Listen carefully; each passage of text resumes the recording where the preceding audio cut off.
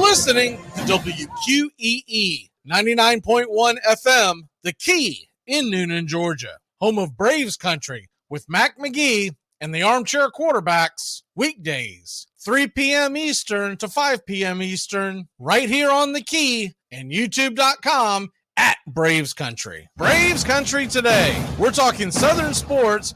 We go live 3 to 5 weekdays right here on WQEE. Braves Country today. Southern sports talk with the voice of Braves Country baseball, Mac Magee. Joined every day from sports analysts from all over Braves Country, talking college football, the NFL, Major League Baseball, and what's trending in the world of sports. Braves Country today. We go live 3 to 5 weekdays right here on WQEE. Hey, Braves fans, I'm Mac Magee with Braves Country. We'll be right here on The Key all year long giving you Braves Country baseball, pitch by pitch, inning by inning of your Atlanta Braves. Make sure to catch Braves Country right here on The Key. We go live 3 to 5, and we'll keep you up to date on the upcoming schedule for Braves Country. That's Braves Country HD and Braves Country baseball right here on The Key.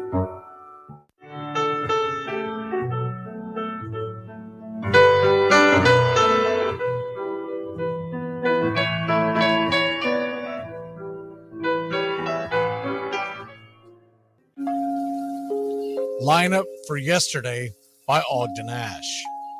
A is for Alex, the great Alexander. More goose eggs he pitched than a popular gander. B is for Bresnahan, back of the plate. The Cubs were his love and McGraw his hate. C is for Cobb, who grew spikes, not corn, and made all the basemen wish they weren't born. D is for Dean, the grammatical diz. When they asked who's the tops, said correctly I is. E is for Evers, his jaw in advance, never afraid to tinker with chance. F is for Fordham, and Frankie and Fish. I wish he were back with the Giants, I wish. G is for Gehrig, the pride of the stadium, his record pure gold, his courage pure radium. H is for Hornsby. When pitching to Raj, the pitcher would pitch, then the pitcher would dodge. I is for me, not a hard-hitting man, but an outstanding all-time, incurable fan. J is for Johnson, the big train in his prime, was so fast he could throw 3 strikes at a time. K is for Keeler, as fresh as green paint, the fastest and mostest to hit where they ain't. L is for LaHoy, whom Clevelanders love, Napoleon himself with glue in his glove. M is for Matty, who carried a charm in the form of an extra brain in his arm. N is for Newsom, Bobo's favorite kin. You ask how he's here, he talked himself in. O is for Ott, of the restless right foot. When he leaned on the pellet stay put. P is for Plank, the arm of the A's. When he tangled with Matty, games lasted for days. Q is for Don Quixote, Cornelius Mac. Neither Yankees nor years can halt his attack. R is for Ruth, to tell you the truth. There's no more to be said, just R is for Ruth. S is for Speaker, swift center field tender. When the ball saw him coming, it yelled, I surrender. T is for Terry, the giant from Memphis, whose 400 average you can't overemphasize. U would be Ubel if Carl wore a cockney, but we say Hubble in baseball like football in Rockney. V is for Vance, the Dodgers' very own Dazzy. None of his rivals could throw as fast as he. W, Wagner, the bow-legged beauty, short, close to all traffic with Honus on duty. X is the first of two X's in Fox, who was right behind Ruth with his powerful socks. Y is for Young, the magnificent sigh. People battled against him, but I never knew why. Z is for Zenith, the summit of fame. These men are up there. These men are the game. Lineup for yesterday, Ogden Nash, January 1949, Sport Magazine.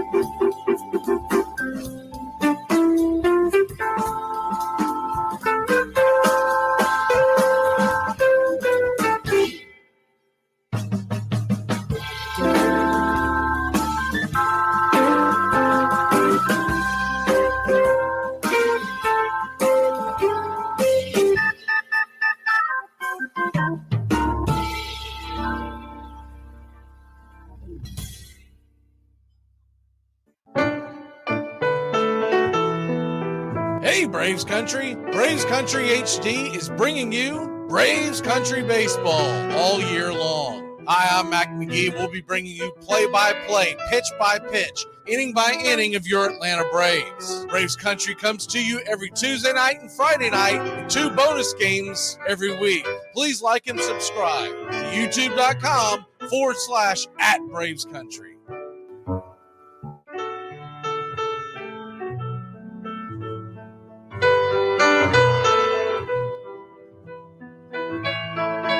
Casey at the Bat by Ernest Lawrence Thayer.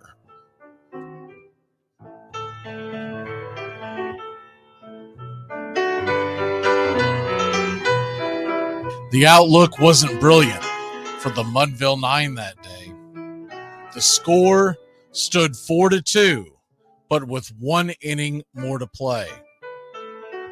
And when Cooney died at first and Barrows did the same, a pall-like silence fell upon the patrons of the game.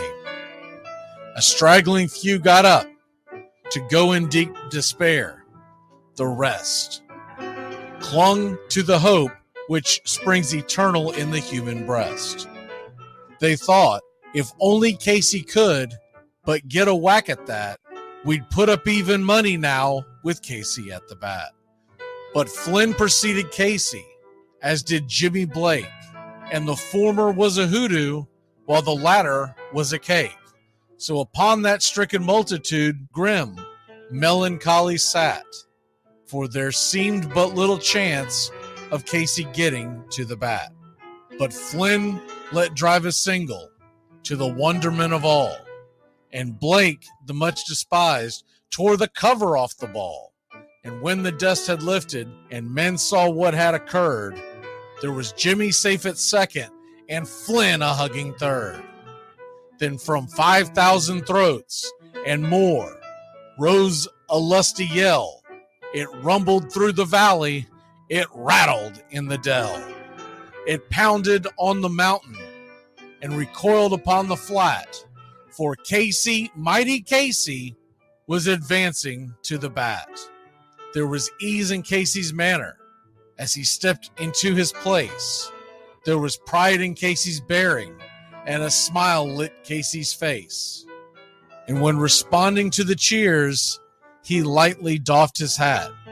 No stranger in the crowd could doubt 'twas Casey at the bat.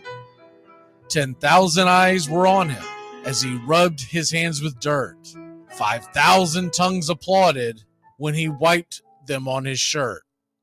Then while the writhing pitcher ground the ball into his hip, defiance flashed in Casey's eye, a sneer curled Casey's lip. And now the leather-covered sphere came hurtling through the air, and Casey stood a-watching it in a haughty grandeur there. Closed by the sturdy batsman, the ball unheeded sped. That ain't my style, said Casey. Strike one, the umpire said. From the benches black with people, there went up a muffled roar, like the beating of a storm waves on a stern and distant shore. Kill him! Kill the umpire!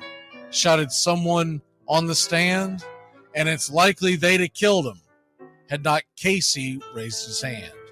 With a smile of Christian charity, great Casey's visage shone. He stilled the rising tumult. He bade the game go on. He signaled to the pitcher, and once more the dun sphere flew. But Casey ignored it, and the umpire said, "Strike two." "Fraud!" cried the maddened thousands, and echoed answered, "Fraud!" But one scornful look from Casey, and the audience was awed. They saw his face grow stern and cold. They saw his muscles strain, and they knew that Casey wouldn't let that ball go by again. The sneer is from Casey's lip. His teeth are clenched in hate. He pounds with cruel violence his bat upon the plate. And now the pitcher holds the ball, and now he lets it go, and now the air is shattered by the force of Casey's blow. Well, somewhere in the favored land, the sun is shining bright, The band is playing somewhere, and somewhere hearts are light, and somewhere men are laughing, and somewhere children shout. But there is no joy in Mudville. Mighty Casey has struck out. Casey at the bat, Ernest Lawrence Thayer, published June 3rd, 1888. San Francisco Examiner.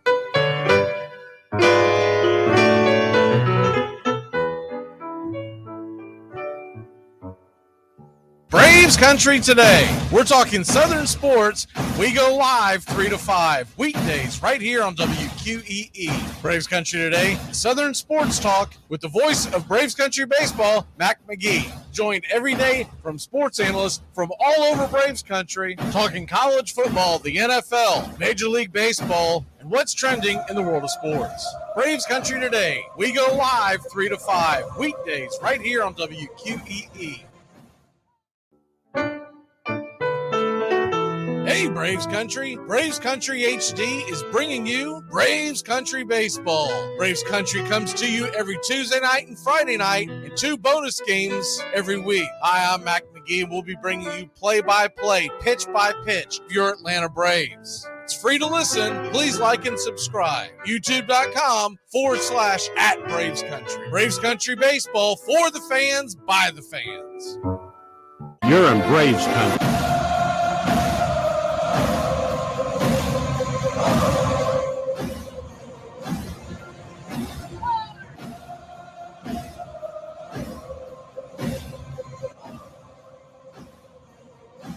All right, time to get you ready for Braves Marlins tonight, 7:20 Eastern. We'll have first pitch right here on Braves Country HD. And I'm excited about tonight's game. You got Charlie Morton going to the hill against Brian Hoeing. Hoeing being called up, never seen him pitch, never heard. I don't know much about him. I'm going to try to do a deep dive shortly before first pitch. This is a game the Atlanta Braves should win, much like last night.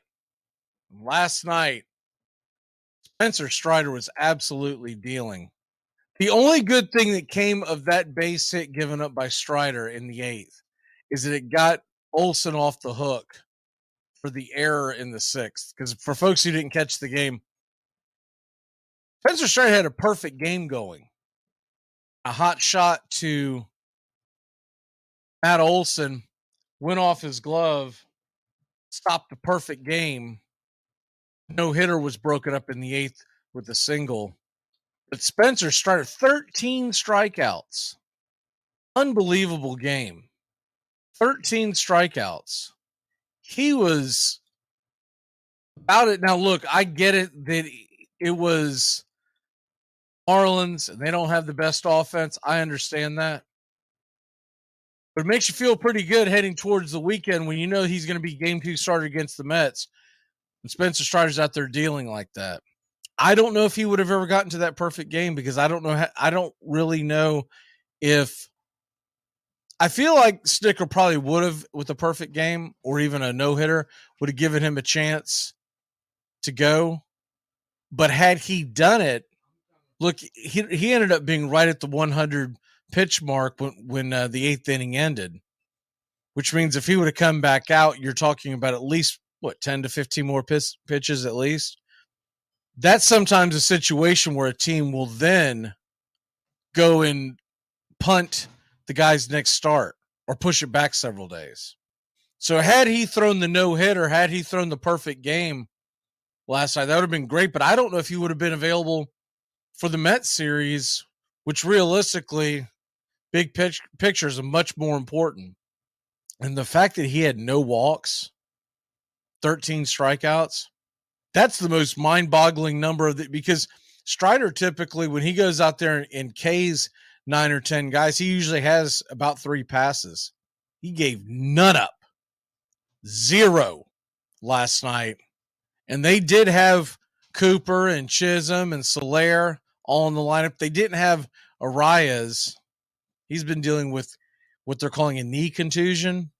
But all in all, this was the A lineup for the Miami Marlins. We'll be back at it again tonight. We'll do the whole lineups for both teams right before first pitch, but just taking an overview of what the Braves are going to be bringing to the table tonight. You got Acuna and Olsen and Riley and Murphy. That has not changed. I still say, look, I know Rosario got a hold of one last night, and that's great. And he went 2 for 4, and that's great. But Ozzie Albies was 3 for 5. 3 RBIs, and I still say he needs to be behind Sean Murphy. It makes zero sense that he's hitting behind Rosario. Now, the one good thing with Rosario in the lineup and batting 5th behind Murphy in front of Ozzie is that Eddie's the DH, which means no Marcell Ozuna in the lineup. The automatic out is out of the lineup. He did reach base yesterday via the walk. He's batting 073. 073.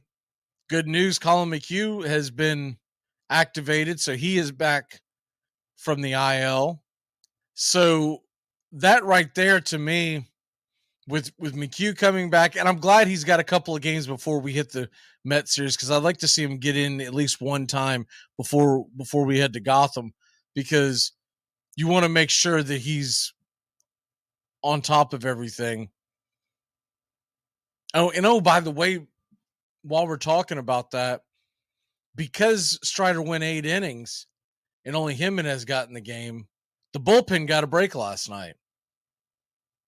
And the way Jimenez is pitched, and he's gotten better as the season's gone along, but essentially the way he's pitched, he's not a high leverage guy to begin with. I don't think the Braves have a lot of faith in him, even though he's pitched well his last couple of times out. They haven't been high leverage situations. Now, he's dropped his ERA down to 2.25, and that's great. But there's a big difference between being in a high leverage situation and getting in mop-up duty and mowing them down. But Jimenez was the only relief pitcher that pitched last night, so the whole bullpen should be rested and ready to go tonight, which I think is key, because Charlie Morton tends to have a high pitch count, and in recent starts, we'll say the last year or so, it's rare that he gets into the 7th, 8th inning. You're really more looking at a Charlie Morton that's probably going to go 5, hopefully 6, if he's pitching well, stays out of danger. So it'll be good to have the whole 9 yards ready for that. And looking at tonight's game, the Braves go into this game. Now they are a full game in front of the Mets, because the Mets were off last night. Now here's the bad news. The Mets are starting a home series against the Washington Nationals, who they absolutely crush. So I'm not liking our chances to gain ground on the Mets. It almost feels like we're going to have to sweep the Marlins to go into New York up a game. There is a puncher's chance tonight. Jose Budo, which I believe this is more of a essentially a bullpen game for the Mets. He's going up against Josiah Gray. And the reason why they're doing that is they're pushing a couple guys back because they're getting ready for the Braves series. Now, what would be great is while they're doing that, they lose ground on us, right? So Josiah Gray, we all know Gray. He's been with Washington for a while now, came over in the trade from the Dodgers. He's got good stuff, but he's really erratic. I mean, he's got a 3.74 ERA this year. That's not too shabby, but he's got a 1.48 whip. He's got 16 strikeouts, not too bad. He's walked 9. And the Mets will work a count. They're one of the best in the business at working the count. And so I don't necessarily love our chances of gaining a game on the Mets today. But if Washington's bats can get hot, that's the only way they're doing this. I don't see Josiah Gray going out there and just mowing down the New York Mets, because they're going to make them work. and they're going to get on base. He's given up 4 home runs already this year. As far as the Braves and Marlins go, I'm expecting tonight for Atlanta to be able to put some runs on the board. When we go into tonight's game, I like this lineup so much more than last night's lineup. Now, that doesn't mean that we're going to score more than 11 runs. Marlins fell behind pretty early. They put the back of their bullpen, or the front of their bullpen in, and we're just giving up taters left and right. But I like this to line up a lot better top to bottom, even though I still say Sam Hilliard and Ozzie Albies deserve to be higher. Why Rosario isn't hitting down where Hilliard is and vice versa, I mean, is it just because of contracts? That's a stupid reason not to put a guy where he belongs. If you had Hilliard batting 6th, Ozzie 5th is the way I would like it. Grissom, it's fine, keep him in the 7 hole. And then Rosario down there at 8, DHing. And then, of course, if they go to a left-hander later in the game, you could always flip-flop out. But all I ask is if they go to a left-hander out of the Marlins bullpen in a key situation, for the love of all that is holy, do not let me see Marcell Ozuna coming up to the bat with 2 on and 2 out in a tie ball game in the 7th or 8th inning. He needs to keep his can on the bench unless the game is out of hand one way or the other.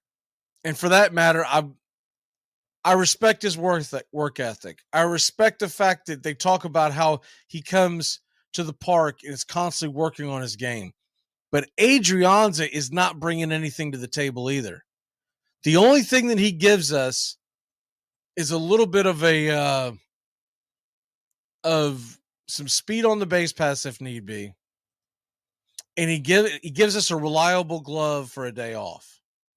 But when Orlando Arcia comes back, you've got to get rid of Adrianza. It is an absolute automatic out. Between him and Ozuna, they're automatic outs. Now, look, I firmly believe that Ozuna's on his way out, not worried about him long term. But Adrianza, man, we have been down this path before. Remember when we won the World Series and he had like 25, 30 at bats that year? He didn't get a single hit. We're heading that same direction this year. It's unbelievable. And when they're loyal to someone, they are loyal to someone. And there's nothing that goes on that you could honestly say makes any sense of why Ozuna or Adrianza continue to get at bats. You can tell me that you need him for depth until certain folks come back. You can sell me on a lot of things. But Adrianza was a waste all night last night, along with Ozuna. It was a dead. It's amazing we scored 11 runs with those 2 dead holes in the middle of the lineup. But thankfully, Grissom's back in the lineup today. I think it was good to give him a day off. And so the Adrianza thing I kind of understood, but I didn't understand why you would have them both him and Ozuna in the lineup in the same day. You're asking for trouble. Kevin Pillar, I'd like to see him hit a little better, but man, he's been really good out there in the outfield playing defense. He actually had a couple of big hits. And the one thing I like about Pillar is that even when he is not having great at bats as far as the result, he's up there fighting during his at bats and he's making the pitcher work and he's not just giving away outs. But it was nice to get the blowout. I mean, come on. After getting swept by the Astros, even though it was the Marlins, it was nice to be able to kick your feet up and just go, all right, we got this one by about what? The 5th inning? And watching Strider do his thing. Do you realize something too? Spencer Strider is on a club-friendly deal. These next few years, he's only getting paid like $1 million. I think the last I believe it's the last 3 years of his deal, he's getting 64. But the front end, this year and the next two, he's getting paid a very low rate. I'm a little shocked that he agreed to it. I didn't realize, or maybe I just don't remember, that it was that low of a contract to start his career. I'm not saying he's a fool for signing it, because look, financial security and knowing that no matter what happens with Major League Baseball contracts being guaranteed, he knows that he is set for life if he doesn't do anything stupid. But I'm just shocked that we're able to pay him $1 million. That kind of offsets the stupidity of the Marcell Ozuna. And assuming that he comes back healthy, the Arcia deal offsets that as well. Because if we all had a magic wand, we would love to be able to wave it right now and undo the Marcell Ozuna nightmare that has been. He had the great year in 2020, and hindsight's always 2020. All puns intended here on Armchair Quarterback Radio. But what we should have done is just let him walk. And I can remember one of the contributors here on the show during that time period was saying that he didn't think that the Braves should re-sign him, and he ended up being right about it. I was on the fence and indifferent, and I was kind of like, well, he had a really good year. I kind of trust Anthopoulos. If he thinks that this is the way to go, then I'm all for it. Because still, when you look at it, he didn't sign for an exorbitant amount for what guys get paid nowadays. Realistically, it was supposed to be a steal. A guy that, for all intents and purposes, could have been the MVP of 2020. He led the league in a lot of your major categories. But once again, it was the bubble ship, and it was a 60-game sprint. And that's why I don't count anything in that year from any sport realistically, because everything that happened in that year is a fraud. But when they re-signed him, nobody knew what was about to happen. He was going to break his hand.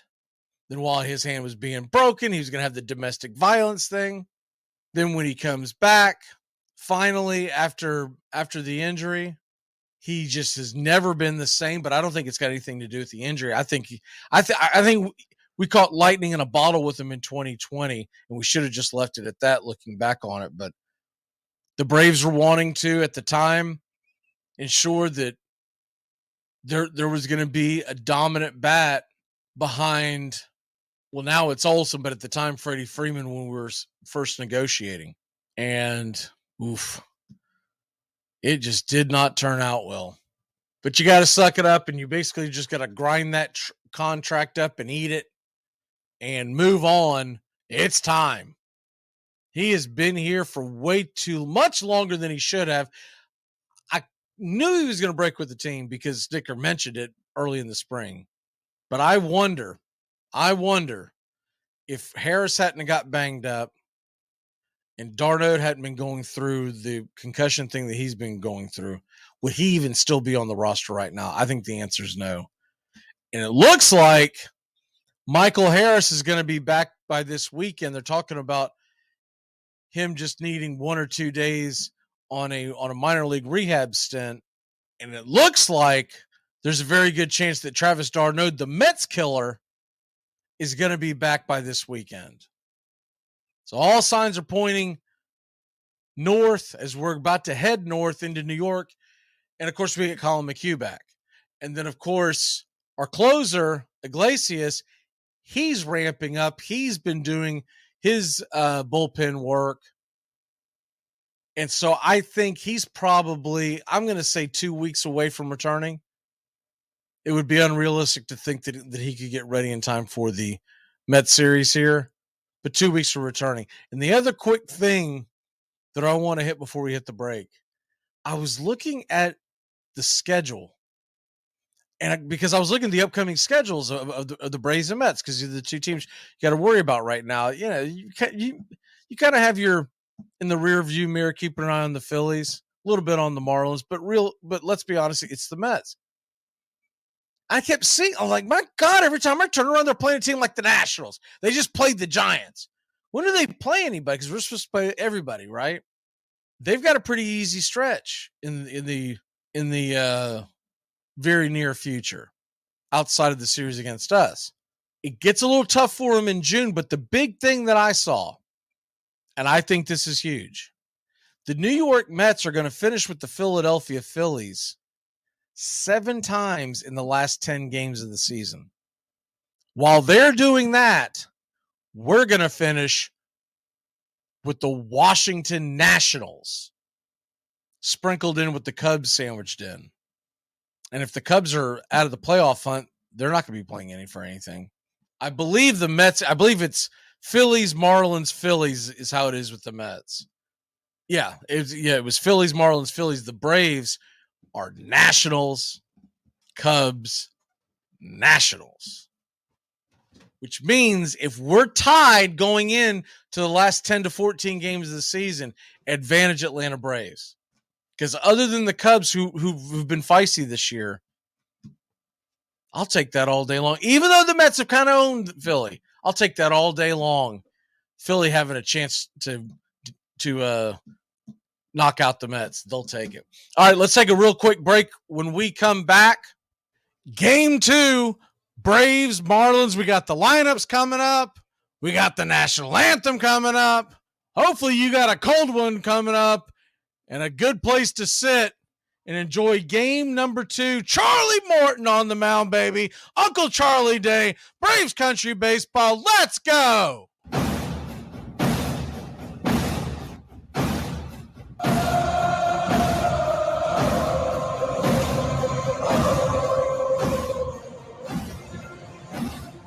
You're listening to WQEE 99.1 FM, The Key in Noonan, Georgia. There's something kind of about a kid that's never played baseball. If baseball is about caring, about loyalty and rivalry. Baerga is 0 for 3. Left center field. Grissom on the run. The team of the 90s has its world championship. There's a very peaceful thing. It was created and played in pastures and meadows. There's grass, there's outdoors, there's everything that people thought was American and feel about America. You get in a ballpark, and it's the wonder of walking through that dark tunnel and seeing a huge open space where men play the little boy's game.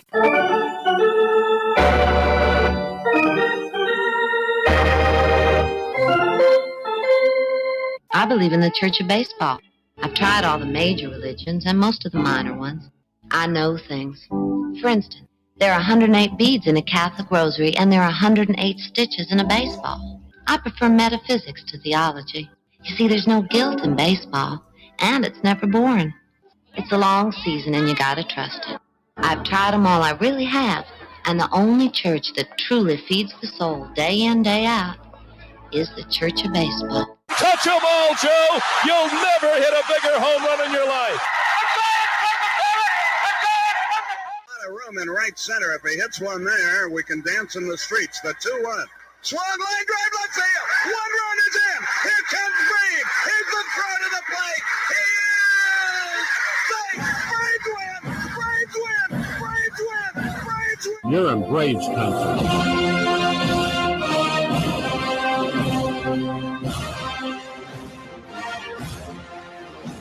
We're down to 1 strike here. Gurriel, the last hope for the Houston Astros.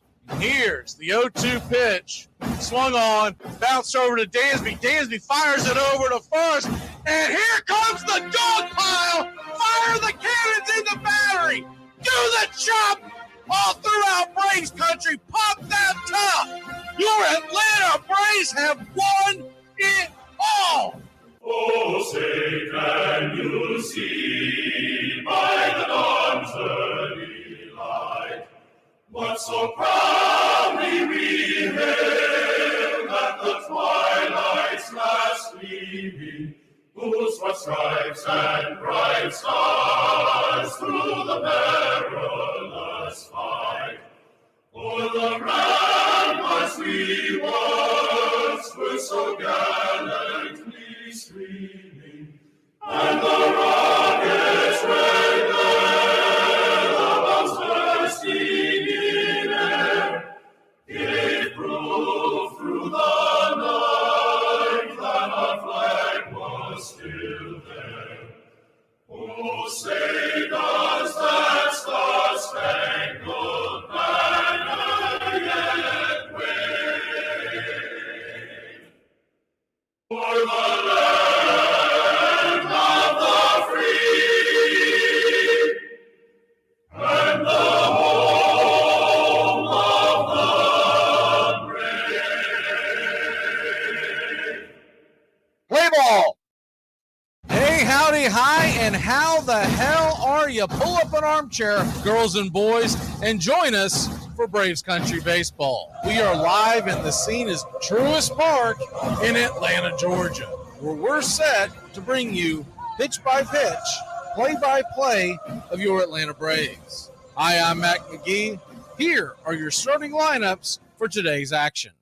For the visiting Miami Marlins, leading off and playing center field, Jazz Chisholm, 207 on the year, 3 home runs, and 8 RBI. Jorge Soler, the designated hitter, the 2021 World Series MVP for the Atlanta Braves, 5 home runs, 257 average this year. De La Cruz is in left, 2 home runs, 8 RBI, and a 297 average. Garcia is in right, 2 home runs, 5 RBI, 155 on the year. Sean Segura will man third, batting .200 with 1 RBI and 2 stolen bases. Yuli Gurriel at first, batting .270 with 1 homer and 3 RBI. Birdie the speedster at second, batting .229, 2 home runs, and 4 stolen bases. Fortes is behind home plate, batting .175 with a dinger and 3 RBI. And Hampson is your shortstop for the Miami Marlins, 1 home run, 4 RBI, batting .241.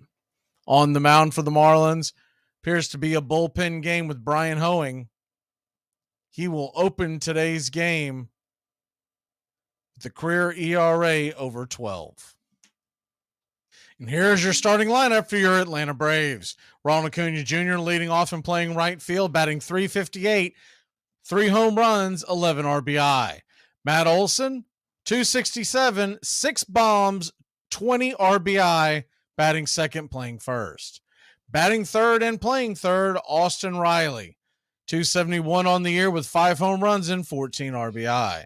Sean Murphy, the cleanup hitter and behind the dish, batting .277, 6 home runs, 16 RBI. Eddie Rosario, your designated hitter, .194, 2 home runs, and 3 RBI. Ozzie Albies, batting 6th, playing second base, 5 home runs, 21 RBI, batting .253. Vaughn Grissom back in the lineup tonight, batting 7th and playing short, .273 on the year with 3 RBI. And Sam Hilliard, batting .333 in center field, 3 home runs, 5 RBI, and 4 stolen bases. And Kevin Pillar is your number 9 hitter in left field, batting .211 with a home run and 3 RBI. Charlie Morton will be on the mound tonight for your Atlanta Braves. He's 2-2 with a 3.22 ERA, a 1.61 whip, 22 innings pitched, 17 strikeouts, 10 walks allowed, and 2 home runs. Your umpires for tonight's game. Behind home plate, Brian O'Nora. First base ump, Pat Hoberg. Second base umpire, Nestor Saya. And down the third base line is Alfonso Marquez. Game time weather is about 69 degrees here, partly cloudy. Truist Park, capacity of 41,149. So it's about that time. Get set for Braves Country Baseball. We've got pitch by pitch, play by play. You got a few seconds to grab you a cold one. Pull up an armchair. It's baseball time in Braves Country.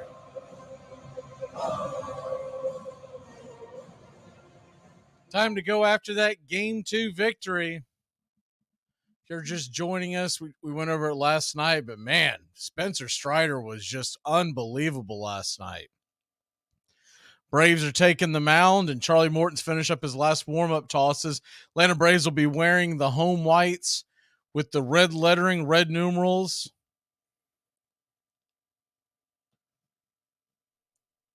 Braves across the chest with a tomahawk underneath. Names in blue on the back. The blue ball caps with the red bill and the white A. We're about set. It's baseball time in Braves country. And the first pitch on the way from Charlie Morton misses just off the edge for a ball. It's 1-0. The 1-0 delivery from Charlie. Swing and a miss. Chaz Chisholm comes out of his shoes on that one. Couldn't time it. And it's 2-0. 0-2, excuse me. The 0-2 pitches. I'm going to refresh the screen real quick. Swing and a miss. 1-2. Jazz Chisholm batting .207, three home runs. The 1-2 delivery. Swing, and that ball's hit right up the middle over the second base bag, but Grissom standing right there. Pitch and catch over to Olsen, and it's a 6-3 put out to start your game. There we go. Every once in a while when these games start, for some reason, the scoreboard doesn't generate automatically. You have to restart it. So a 4-pitch out for Charlie Morton to get the game going. Charlie Morton pitched really well in that game against the San Diego Padres. First pitch on the way from Morton to Jorge Soler. We all know that man. Inside, it's 1-0. The 1-0 delivery to Jorge. Curveball right there on the inner track, and it's 1-1.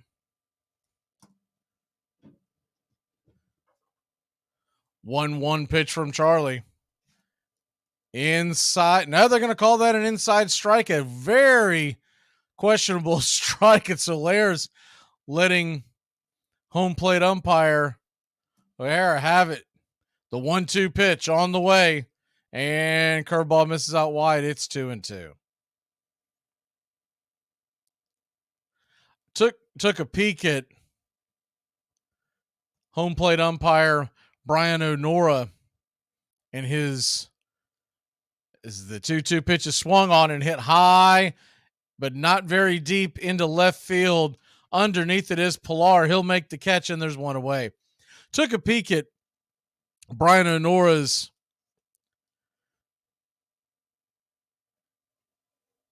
stats as a home plate umpire, and he is almost dead last in Major League Baseball. He's ranked 4th from the bottom in accuracy behind home plate. First pitch on the way from Morton to De La Cruz is a curveball off the edge for a strike, and it's 0-1. The 0-1 delivery from Charlie. Just off the plate wide, it's 1-1. And I cannot really tell you one way or the other on where he's most inconsistent, because I looked at his most recent scorecard, the 1-1 pitch. Fastball right there for a strike, and it's 1-2. He's kind of all over the place. It seems like it's somewhat of an inconsistent strike zone. So we might be in for a lot of groaning tonight. The 1-2 pitch. Fastball caught him looking. Strike 3, and that'll end the inning. So a 1-2-3 to get you going here in Braves Country Baseball. We'll grab the bats and be back in a flash here in Braves Country. So I got jury duty. I'm not going. That sounds stupid. So you're telling me there's a guy who did a crime and you need me to show up so you can convince me whether or not he did it? I didn't go to law school. I'm just confused because, why isn't it a job? Why don't you just hire jury people full time? And why can't you just get an associate's degree in jury tutoring? Why do we have to grab randos off the street? Why do I have to convince a Lifetime Fitness front desk employee, an Arby's shift lead, and a librarian that I'm not guilty for murder? Armchair. I'm Amy Lawrence, and I'm up late, always, after hours, hanging out with you on CBS Sports Radio. Check it out, 2 a.m. Eastern, 11 p.m. Pacific. It all starts with just one thing. When recycling, rinse out jars and cans, and avoid recycling wax paper or paper soiled with food. This will reduce recycling contamination. Find tips and more at onethingus.com. What's your one thing? This portion of the show is being brought to you by Ed's Almost Good Beer. Remember, Ed's Almost Good Beer was brewed in God's country when God wasn't looking. I'm going to read a book from beginning to end in that order. I've always wanted to do that. I proclaim this the Summer of God! Women workers demanded to play too, and soon the Goodyear girls, the Westinghouse maids, and the Miller rubber maids took the field. At Progressive Sing Sing Prison on the Hudson River, convicts played and beat visiting teams made up of electrical workers, insurance salesmen, and stock exchange clerks. I want to go back to Sing Sing, one ex-con remembered. Down here, I'm just a bum, but up there, I was on the ball team.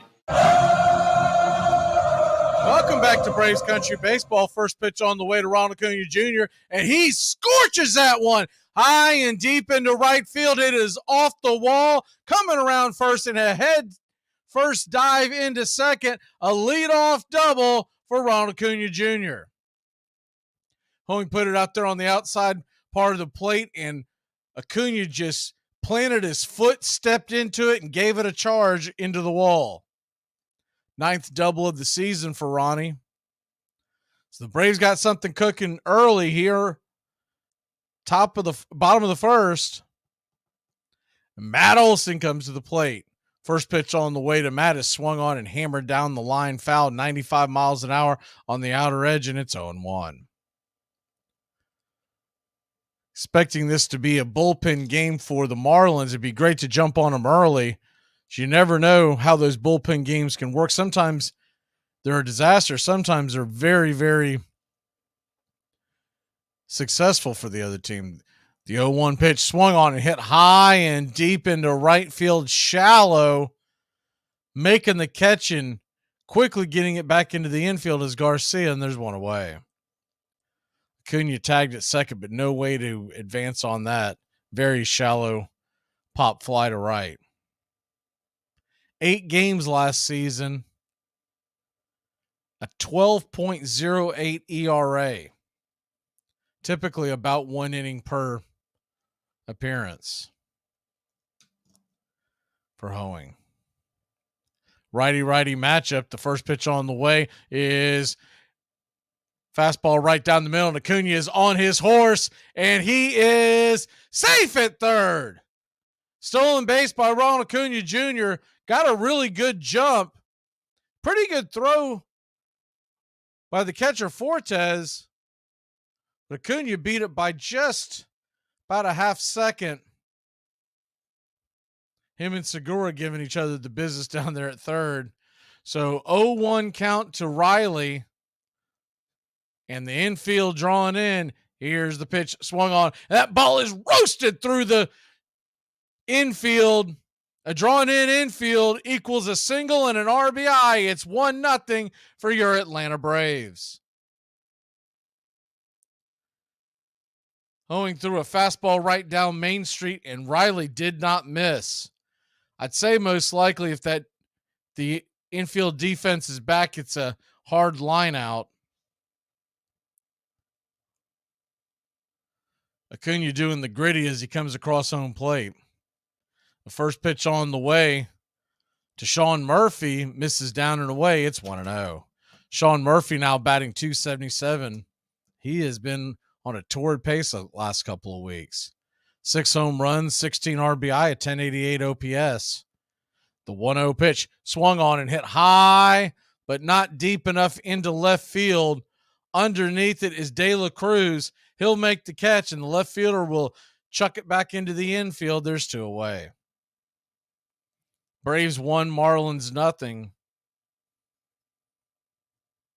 Braves jumping on Hoeing quickly. That's the good news. The bad news is they have not ran much of a pitch count on him. Just 7 pitches into the inning and already 2 outs. Hoeing, 26 years old, from Batesville, Indiana.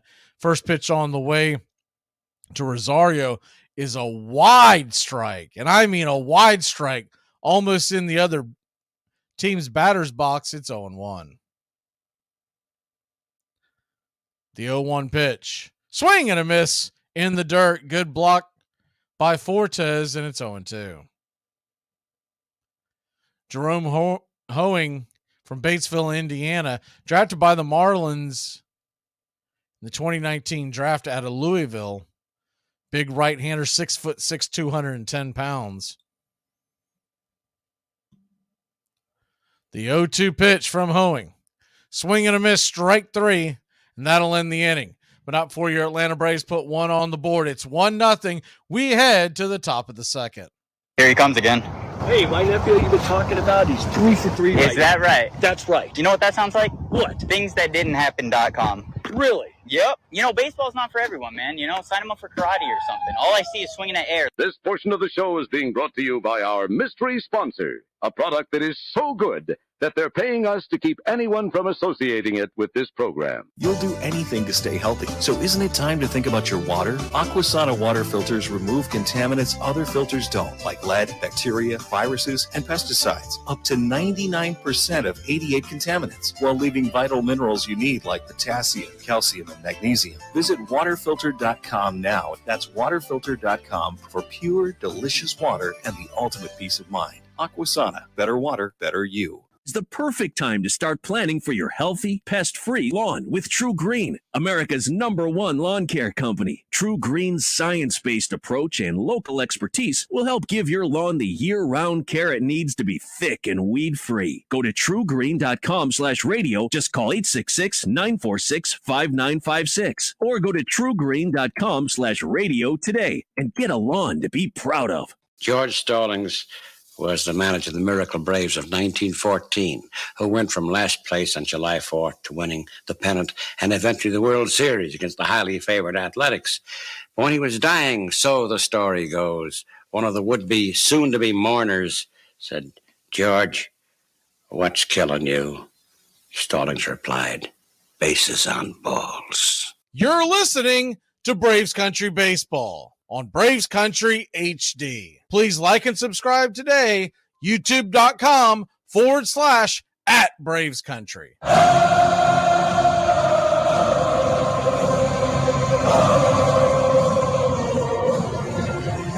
Welcome back, Braves Country. We head to the top of the second inning, and the first pitch on the way from Charlie Morton is a swing and a strike miss by Garcia.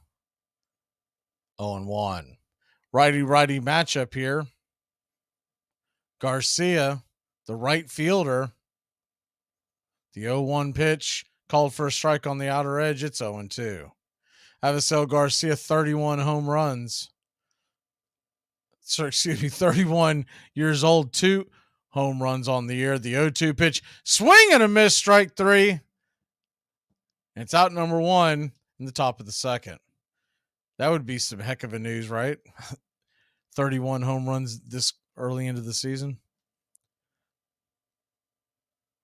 Garcia now batting just 155 on the year. So that'll bring Jean Segura to the plate. Segura batting 200, takes a hack at the first pitch and hits it high and deep into left field, going back on the track at the wall. Kevin Pillar makes the catch as he taps the wall with his glove, and there's 2 away.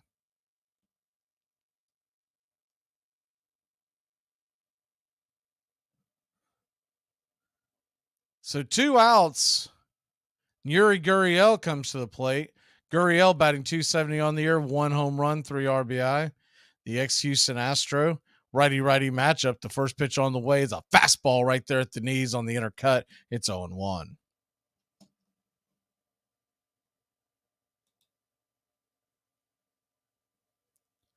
The 0-1 pitch swung on and corkscrewed into right field. Hit it against the shift, as Gurriel's known to do. Past the reach of Ozzie Albies, and it's a 2-out single for Yuli Gurriel.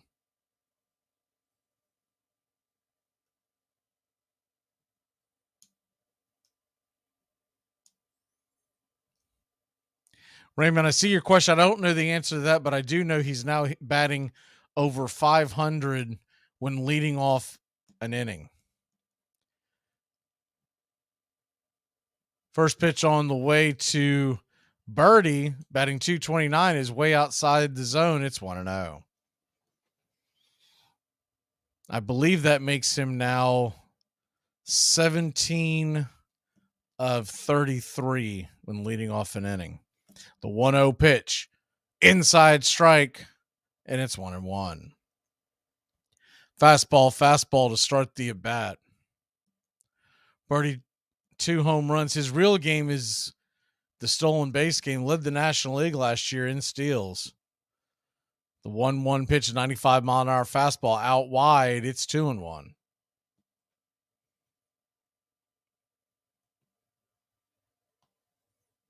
Braves 1.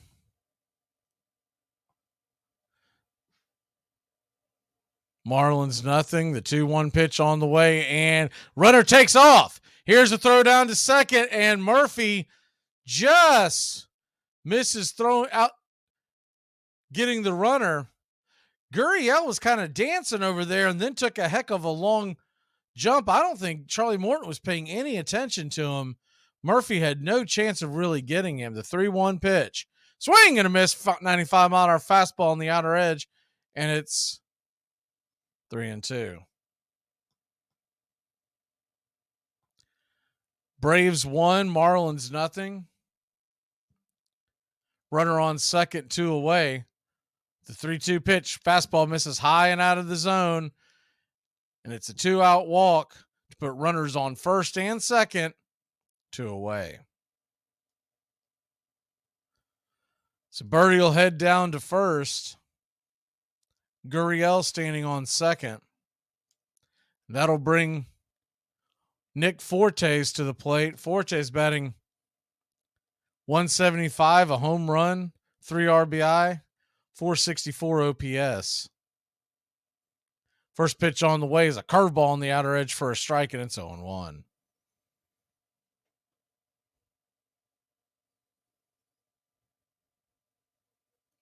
Atlanta Braves come into tonight 1 game in front of the New York Mets, 3 in front of the Marlins. The 0-1 pitch, right there for a strike, curveball, buckled him. Outer edge, it's 0-2.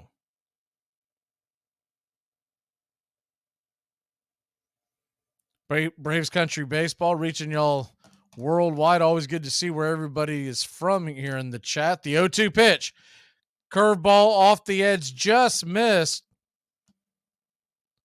Good take by Fortes. It's an outside ball. Just run the count up to 1-2. Hawks are in action in the playoffs. We'll keep you abreast of that. The 1-2 pitch, fastball misses out wide. It's 2-2. They're just getting going in Boston. Mets and Nationals are in action tonight. The 2-2 pitch swung on, and that ball is hit up the middle, but right at Ozzie. A 1-hopper. Albies has it, flips it to first, and it's a 4-3 putout. So the Marlins threaten but fail to score. Ozzie will lead it off when we come back. We want to know what your plans are. I've got some questions I want answers. What are you doing about moving out? I don't know. About Donna? I don't know. Your job? I don't know. Your future? Okay, I'm going to go ahead and hit you with an, I don't know. Braves Country today. We're talking Southern sports. We go live 3 to 5 weekdays right here on WQEE. Braves Country today, Southern sports talk with the voice of Braves Country baseball, Mac Magee. Joined every day from sports analysts from all over Braves Country, talking college football, the NFL, Major League Baseball, and what's trending in the world of sports. Braves Country today. We go live 3 to 5 weekdays right here on WQEE. He never complained, never alibied. He was never known to criticize a teammate or call an opposing ball player lucky. He accepted his great success modestly and the many vicissitudes of his life in silence. He was easy to like and hard to know. New York World Telegram. If Walter Johnson and Christy Mathewson had a challenger for the title of best pitcher in baseball, it was a troubled young right-hander named Grover Cleveland Alexander, a Nebraska farm boy, the son and grandson of alcoholics, and one of 13 children. He had honed his startling accuracy by hurling rocks to kill birds to help feed his family. He was a minor league star at 22 when a shortstop's throw to first hit him squarely between the eyes. He was unconscious for 2 days, then stricken with double vision. He kept throwing anyway, and after months of relentless work, his vision suddenly and mysteriously cleared, though he remained subject to epileptic seizures for the rest of his life.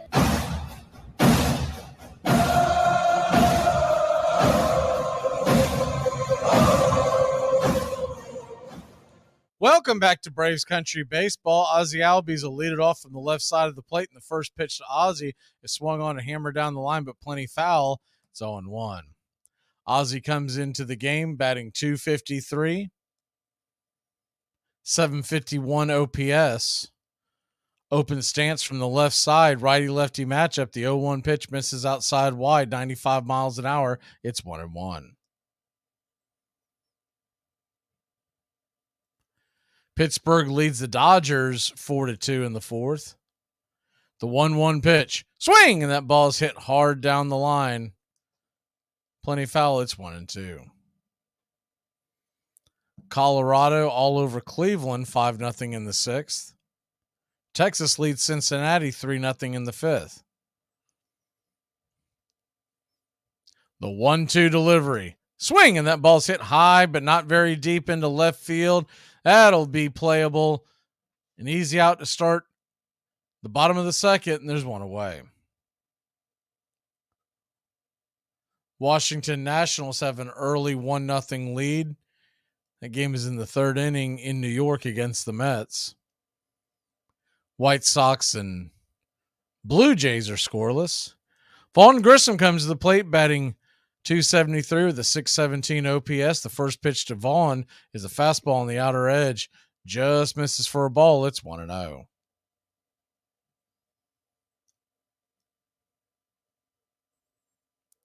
Grissom digs in. The 1-0 pitch. Swing and a miss. Curveball in the dirt. Chased it towards his shoelaces. It's 1-1. The 1-1 pitch. Hoeing sends it and just banged foul off the plate. It's 1-2 to Grissom.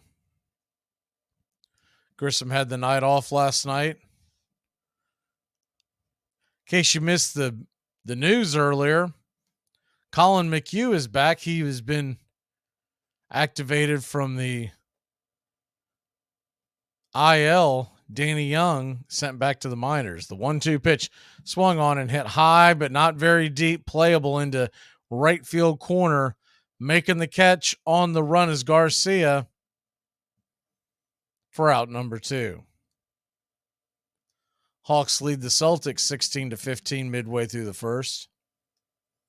Islanders lead the Carolina Panthers 1-0 in the Stanley Cup playoffs. That game is in the first. So that'll bring Sam Hilliard to the plate. .333, 3 home runs, 5 RBI, including the dinger last night. The first pitch on the way to Hilliard is swung on and hit sharply down the left field line, making a running catch. Good defensive play by De La Cruz, and that'll end the inning. So a quick 1-2-3 from Hoeing. Number 9, 1 and 2 coming to the plate for the Marlins. UFC is an organization. MMA, mixed martial arts, is a sport. That's like saying you do NBA, you do Golden State Warrior. Today, we're going to talk about the career of Mickey Mantle. In almost 2 decades, he compiled a lifetime OPS plus of 172. This puts him 7th best all time. He won the league home run title 4 times and the league slugging title 4 times. He hit 300 or better in 10 seasons. He was a 20-time All-Star, had 3 MVPs, won 1 batting title, 1 Triple Crown, and also won a Gold Glove in his 18-year career. He played in 12 World Series during a 14-year stretch. Mantle would help the Yankees win 7 titles in his career. He is the only Swiss switch hitter to hit 50 home runs, and he did it twice. The 1951 World Series, Mantle would trip over an exposed drainage pipe while attempting to catch a fly ball. In 1969, it was determined that Mantle had played all of those years with a torn ACL in his knee without having it repaired. Mantle finished his career with a .298 batting average, 536 home runs, 1,509 RBIs. He scored 1,676 runs and had 2,415 hits. Alexander stormed into the majors in 1911, striking out 227 men for the Philadelphia Phillies in his very first season. He would win 30 or more games 3 seasons in a row. He pitched 4 one-hitters in 1915 and 90 shutouts during his long career. He was utterly businesslike on the mound, throwing an arsenal of pitches with pinpoint accuracy. Game after game, he'd pitch in an hour and a half, a teammate recalled. No fussing around, no stalling, no wasted motion. Even the men he struck out so consistently liked him. Between games, he was modest, good-humored, and kept mostly to himself. But then he began to drink.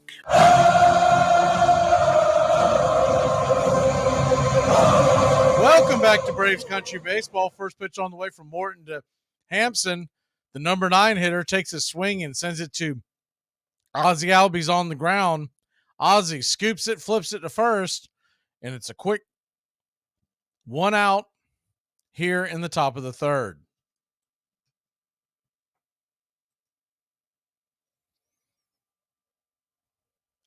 So back to the top of the order with Jazz Chisholm Jr. coming to the plate. Chisholm batting .205, 0 for 1, grounded out in the first inning.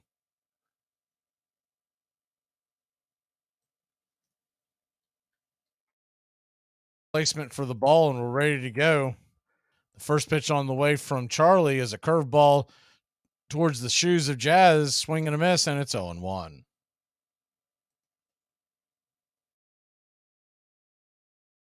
The 0-1 pitch in the dirt. Taken all the way, it's 1-1.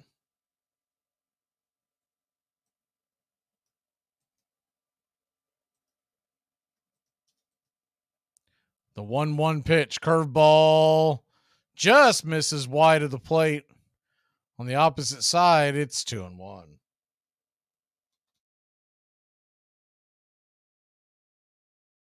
Time called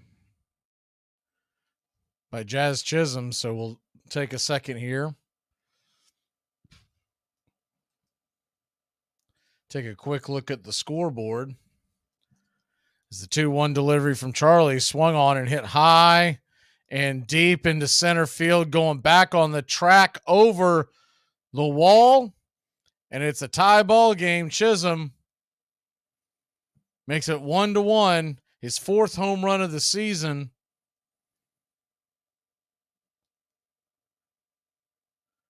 Charlie hung that curveball.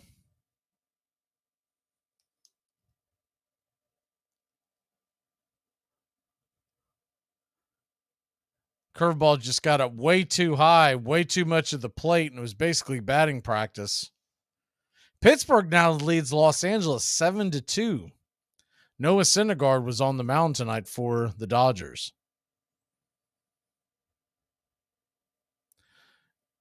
And while that's going on, as the first pitch on the way to Jorge Soler takes a big hack and a swing and a miss, it's 0-1. Washington leads New York now 2-0 in the third. The 0-1 pitch right there at the knees. Called for a strike. It's 0-2. The 0-2 from Charlie. He sends it, and it's a curveball wide. It's 1-2. So we're back to scratch where we started at. Tie game here in Atlanta. Marlins score their first runs of the season on the Braves. They were blanked last night, 11-0. The 1-2 pitch, fastball misses wide of the plate, and it's now 2-2.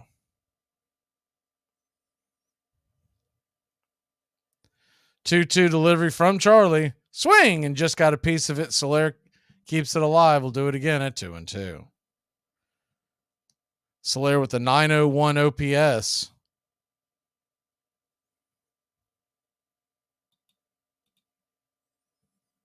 The 2-2 delivery. Curveball misses wide. Ball 3. It's 3-2. Jorge Soler, now 31 years old, 6'4", 235 pounds, out of Havana, Cuba. The 3-2 swing, and that ball is lifted high, deep into right field, jumping at the wall, making the catch is Acuna. He had to go skyline to make that catch, and there's 2 away. Almost off the wall, Acuna had to reach as far as he could go over the Coca-Cola sign and just below the bricks. Nice play by Acuna. A big sigh of relief by Charlie. So now there's 2 away, and De La Cruz comes to the plate. He's 0 for 1. First pitch on the way is a fastball swung on and banged foul down the third base line. It's 0-1.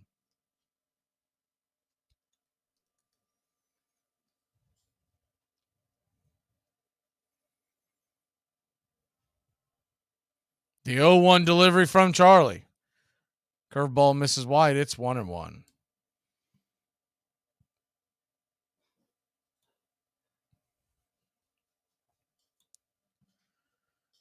The 1-1 kicks and deals and swing foul down the line, 95 miles an hour.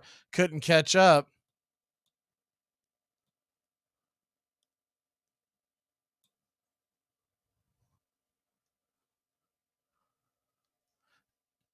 And it's a 1-2 pitch from Charlie Morton. He flips it up there.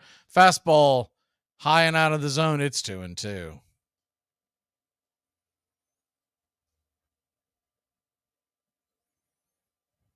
Charlie gets the sign from Murphy. The 2-2 pitch. Outer edge, called strike 3, and that'll end the inning. Might have been a touch off the plate, but he's been calling that all night long. We'll be back in a flash here on Braves Country Baseball. He only has 3 rings. ACC football covered like no other here. The blitz. Touchdown, Florida State. Rock Preston scores the touchdown. And now it's Bowden's decision. And he sends Maury onto the field right away. Danny Cannell is the holder. Maury ties it. This game is over. A 31-31 tie.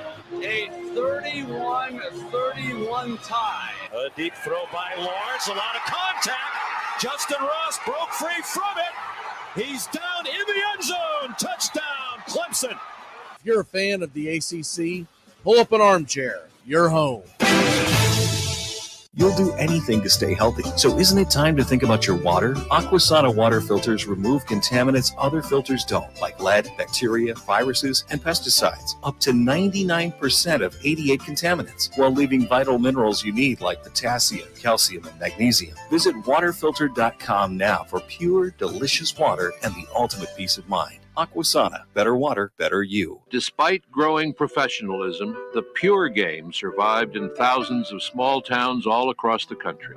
Sam Crawford, who would one day become one of the best outfielders in the game, first played on a traveling town team from Wahoo, Nebraska. I remember when I made my first baseball trip, a bunch of us from around Wahoo made a trip overland in a wagon drawn by a team of horses. I think there were 11 or 12 of us. One of the boys was a cornet player, and when we'd come to a town, he'd whip out that cornet and sound off.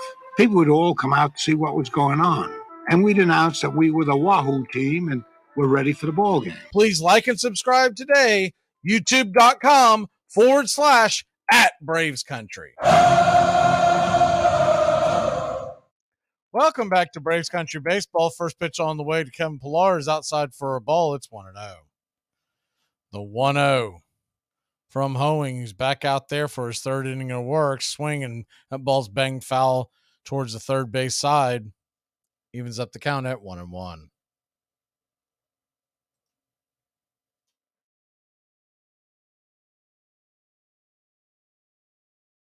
Braves 1, Marlins 1. If you're just joining us, Acuna led off with the bang and a double. Came home on a Riley single. As the 1-1 pitch is fouled back out of play. It's 1-2. Marlins tied it up in the top of the third with a solo home run by Jazz Chisholm.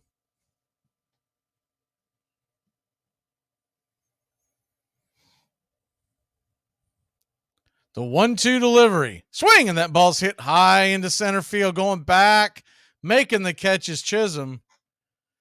Misplayed it at first, but is able to regather himself, and there's one away.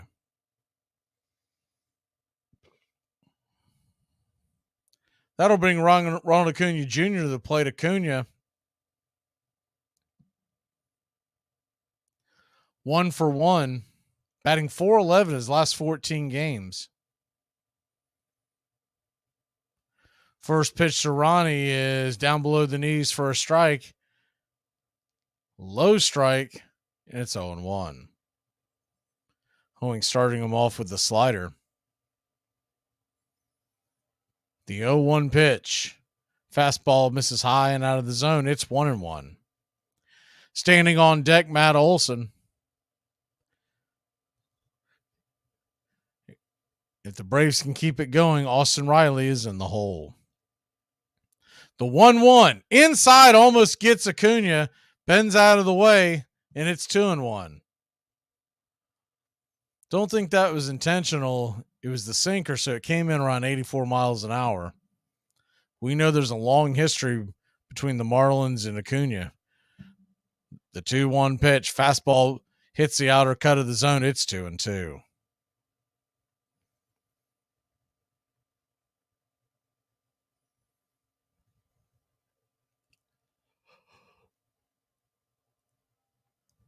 The 2-2 pitch on the way, and guess he's going to say that was high. Ball 3, it's 3-2. Dugout, Marlins dugout, chirping, wanting to know where that one is. The 3-2 pitch swung on and hit hard over to third base, scooped up by Segura. He'll fire it over to first, and it's a 5-3 put out for out number 2. When it was shown in the pitch track, it was right there at the top of the zone. Very much looked like a strike. Once again, this home plate umpire, Brian Onora, is ranked one of the worst in baseball. First pitch on the way to Olson is a swing and a foul tip into the glove. It's 0-1.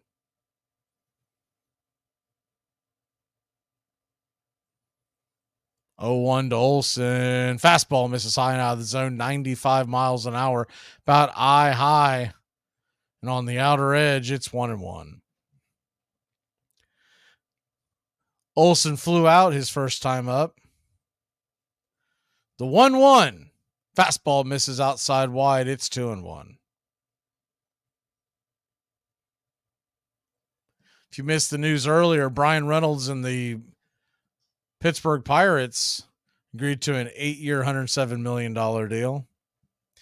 The 2-1 pitch to Olson. Out wide, ball 3. It's 3-1.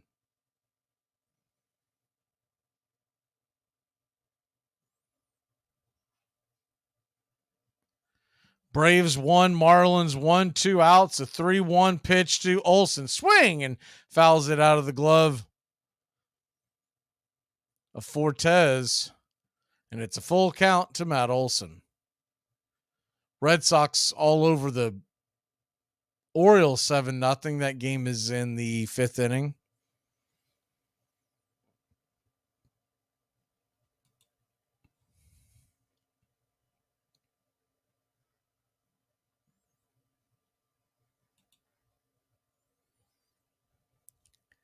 So a 3-2 count to Olson. So we await the delay.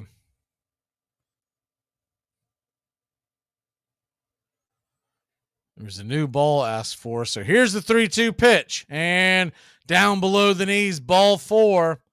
And it's a 2-out walk to keep the inning going for Austin Riley. Sean Murphy moves to the on-deck circle.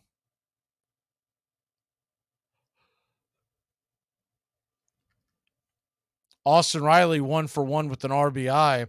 Drawing in infield, he shot one right up the middle to send Acuna home. The first pitch on the way to Riley is a curveball off the plate. Might have been the slider. Wide. It's 1-0. Riley batting .279 now on the season. 5 home runs, 15 RBI, 867 OPS. The 1-0 inside, 94 miles an hour, and it's 2-0.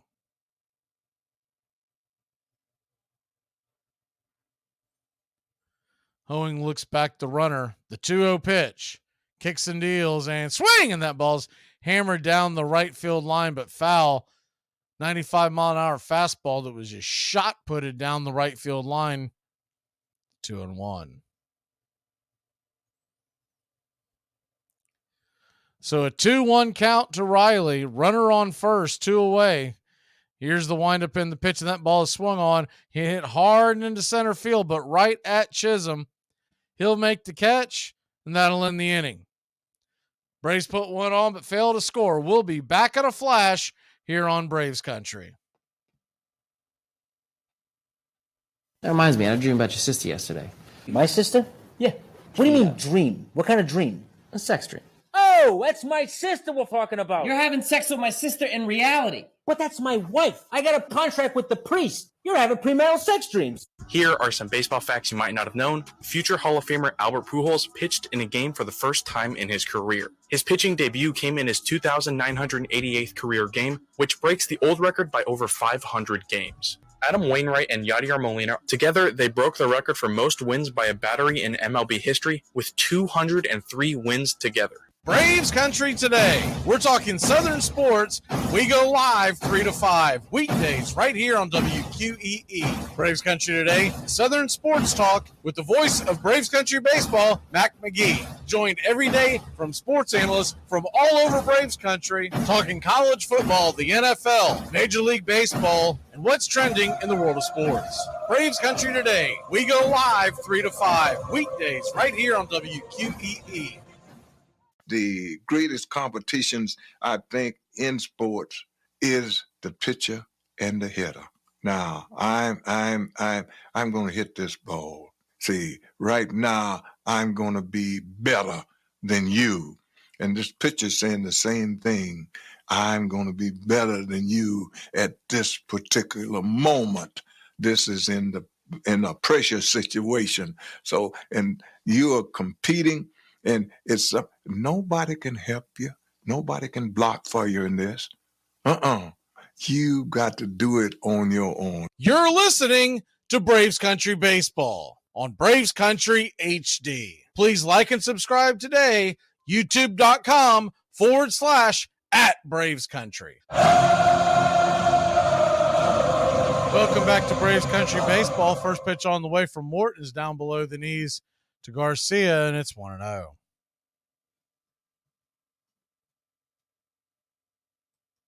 Braves 1, Marlins 1, the 1-0 pitch, swing and a miss.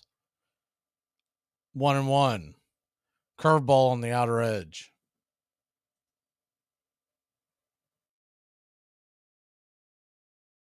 The 1-1 delivery from Charlie. Off the plate wide, slider misses. It's 2-1.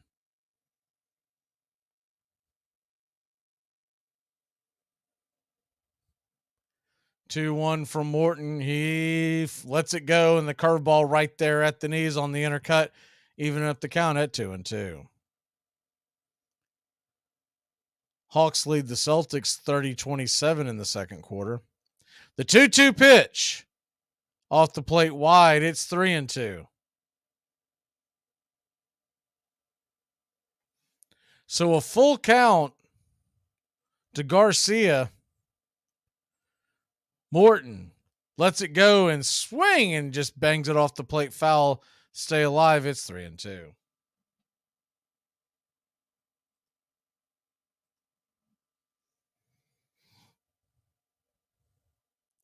Braves infield on a bit of a shift towards the left side. The 3-2 pitch. Swing and a miss. Strike 3. Chase the curveball off the plate. It's out number 1 here in the fourth. Good pitch by Charlie. Kind of hard to stay off of that one. Can't really fault Garcia for going after that pitch. That looked like it was in the zone till the very last second.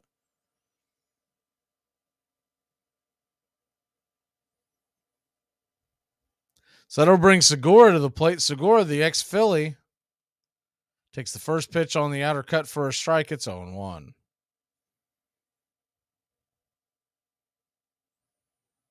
Segura batting 197, 1 RBI. The 0-1 fastball right there at the knees. It's 0-2. 95 miles an hour on the gun for Charlie. Charlie's in a rhythm, and he'll let it fly. Swing, and that ball is grounded over towards first, taken by Olsen. He will dance out of the way of Morton and put the tag on Segura before he reaches the bag, and there's 2 away. Morton and Olsen getting kind of a laugh out of that as they about collided.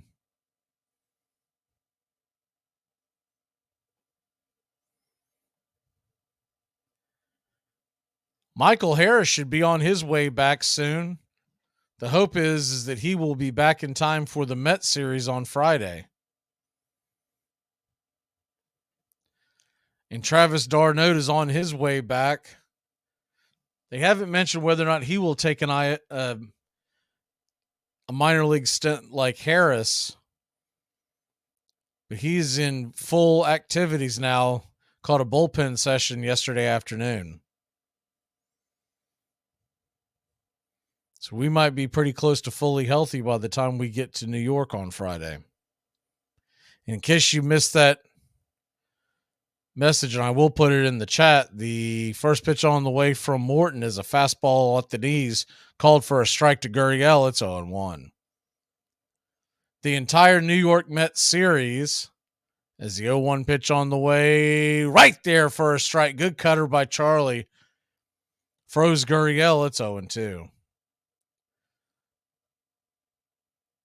The 0-2 pitch from Charlie. Kicks and deals. Swing and a miss, strike 3, and that'll end the inning. It's 3 up, 3 down. We'll be back in a flash here on Braves Country. One thing I've learned about being on a job site, if you're the one that walks around the fastest, they'll think you're the most productive. Here are some baseball facts you might not have known. A minor league prospect got cut from the Yankees for a very weird reason. Jake Sanford was recently released from the Yankee system for allegedly stealing his teammates' equipment and selling it online. He's also alleged to have promised fans autographed items and never delivering. Sanford was picked in the 3rd round of the 2019 draft by the Yankees as an outfielder. He was given a $600,000 signing bonus, making the alleged theft even more weird. According to anonymous teammates, Sanford would repeatedly hound them for their equipment or would just take it from their locker. A rumor for this behavior is that Sanford may have had gambling debts. Hey, Braves Country. Braves Country HD is bringing you Braves Country Baseball. Braves Country comes to you every Tuesday night and Friday night, and 2 bonus games every week. Hi, I'm Mac Magee, and we'll be bringing you play-by-play, pitch-by-pitch of your Atlanta Braves. It's free to listen. Please like and subscribe. YouTube.com/@Braves Country. Braves Country Baseball, for the fans, by the fans. Hitting alone will not win ball games. I want speed on my team, and I also want every man on the squad to know how to slide. I intend to have my players taught how to run. I don't say we will win any pennants, but I do think that my systematic training will be laying the foundation of a pennant winner. If this is theory, it is blamed good practical theory. Branch Rickey. He was Leonardo in baseball. He did everything. He was artist and scientist and genius of a million kinds. He invented the farm systems. He devised ways of playing the game and of training players that had never before been considered. Braves Country Baseball on Braves Country HD.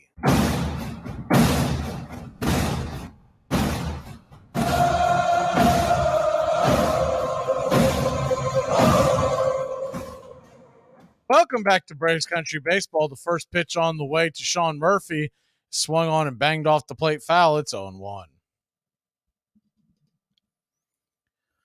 Murphy 0 for 1 with the line out in the first. The 0-1 delivery off the plate, called for a wide and low strike. It's 0-2.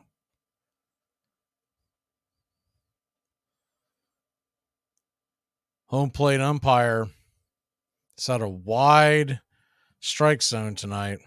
The 0-2 pitch. Swing, and that ball's lifted into center field. It'll get down for a base hit.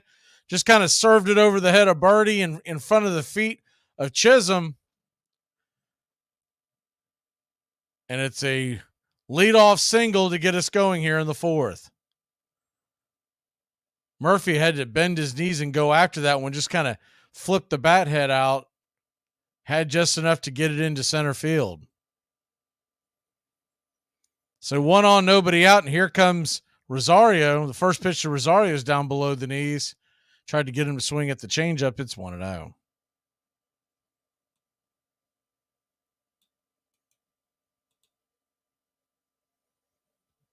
The 1-0 delivery. Off the plate wide. It's 2-0. So changeup slider back to back.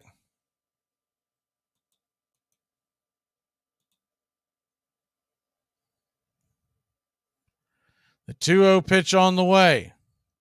Here's the windup and fastball high and out of the zone. Ball 3-0.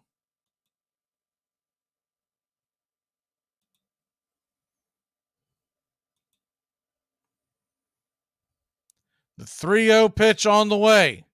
Fastball off the plate wide, ball 4, and it's a 4-pitch walk to put runners on first and second, and nobody out. Nazi Albies coming to the plate.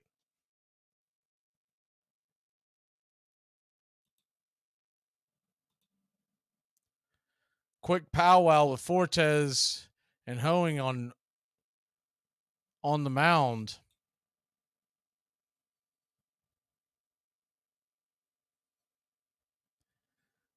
Quick look at the scoreboard. Boston 7-1 over Baltimore in the 6th.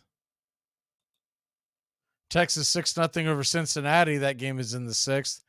Houston 5-0 over Tampa Bay. That game is in the 5th. Colorado leads Cleveland 5-1. Pittsburgh leads the Dodgers 7-4. The first pitch on the way to Ozzie is a fastball swing and a miss strike, and it's 0-1. Dodgers do have the bases juiced. And Washington leads the Mets 2-0. The 0-1 pitch off the plate wide. Whoa. He called that a strike.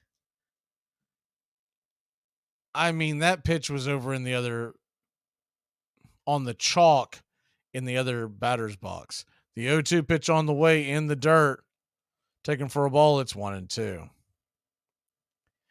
Seeing the reports, and I think this is the first time I've done a game, O'Hara, but from what I could see of this guy, he does not belong, not just in Major League Baseball as a home plate umpire. I mean, not even in college. The 1-2 pitch swung on and grounded over towards second. It's going to get the runners over to second and third. The slow developing grounder that Birdie had to go over to first base to make the force. So runners on second and third. A productive out by Ozzie. 1 away, and here comes Sam Hilliard.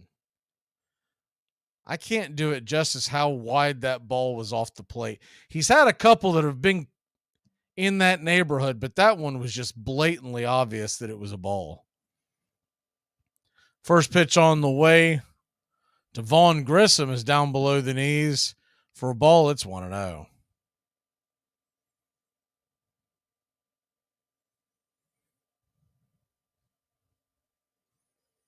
The 1-0 pitch. Right there for a strike, 96 miles an hour, outer edge. Even up the count at 1-1.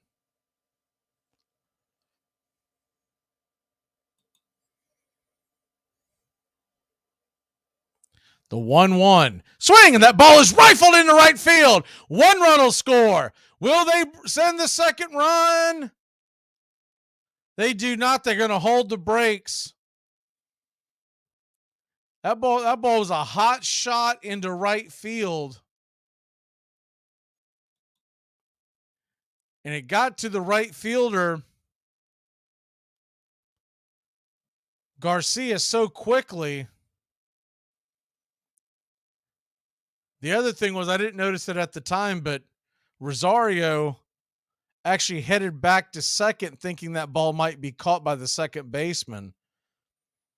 So you got runners on the corner. The Braves lead 2-1. Marlins pitching coach is coming out to chat, so I'm thinking there won't be a pitching change right here. Read up on Hoeing during the break. Evidently, they stretched him out down on the farm. So what I thought might be a bullpen game, they're going to give him every opportunity to go as long as he can.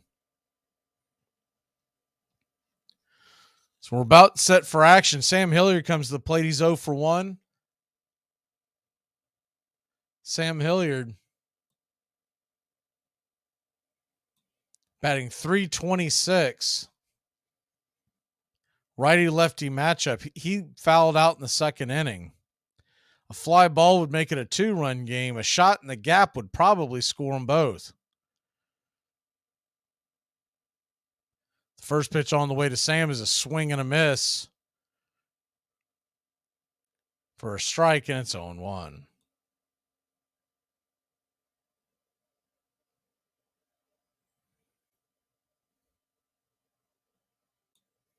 The 0-1 to Sam.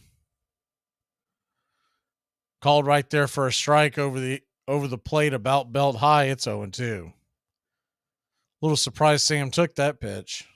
That's one he could have put into the rafters. The 0-2 to Hilliard. Runners on the corners, one away. Here's the pitch off the plate. He does say that is wide this time. Sam better be careful because that's exactly where Ozzie got his strike called. In fact, that one was actually a little closer. The last thing you want to do is get rung up when a fly ball can score a run. The 1-2 pitch. Swing, and that ball is hit into left field. It's going to get down. 1 run will score. It's 3-1 Atlanta. Runners on first and second, 1 away. Good piece of hitting by Sam. Rifled that ball into left field.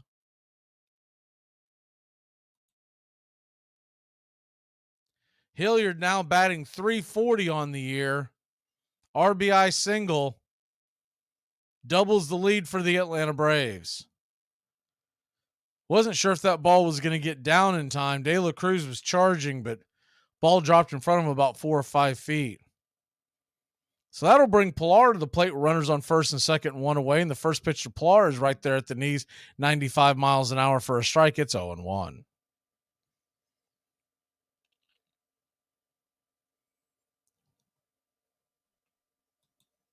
The 0-1 pitch. Swung on and banged foul down the third base line. It's quickly 0-2. Mariners over the Phillies 4-1. That game is in the 6th.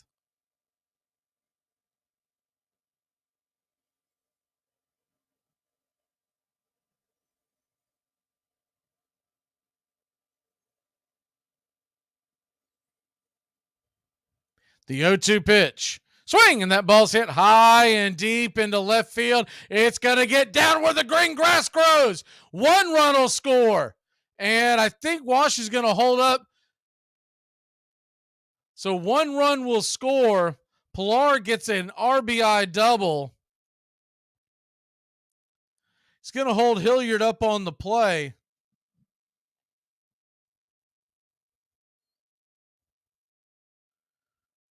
Pilar took that deep into left center field, went up against the wall. De La Cruz did a good job of getting the ball in. A little surprised Sam didn't score on that play.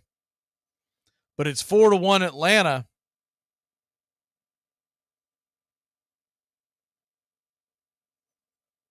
And the first pitch on the way to Cunha is swing and a miss strike. He came out of his shoes on that one. It's 0-1. Ronald was trying to make it 7-1 in a hurry.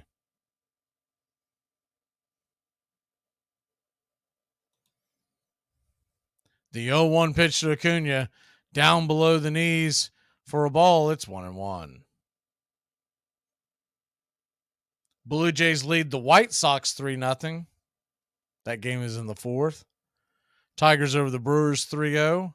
Cubs over the Padres 2-0. That game is in the second. The 1-1 pitch. Fastball right there at the top of the zone. It's 1-2.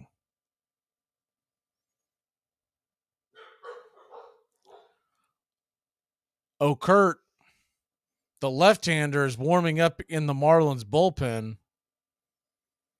You got a 1-2 count to Acuna. Runners on second and third, and off the plate, called for a wide strike 3. Acuna doesn't like it. Can't say I blame him, but he has been calling that wide strike, and there's 2 away. It was off the plate, but it's almost too close to take, especially as bad of a strike zone as we've seen all night long.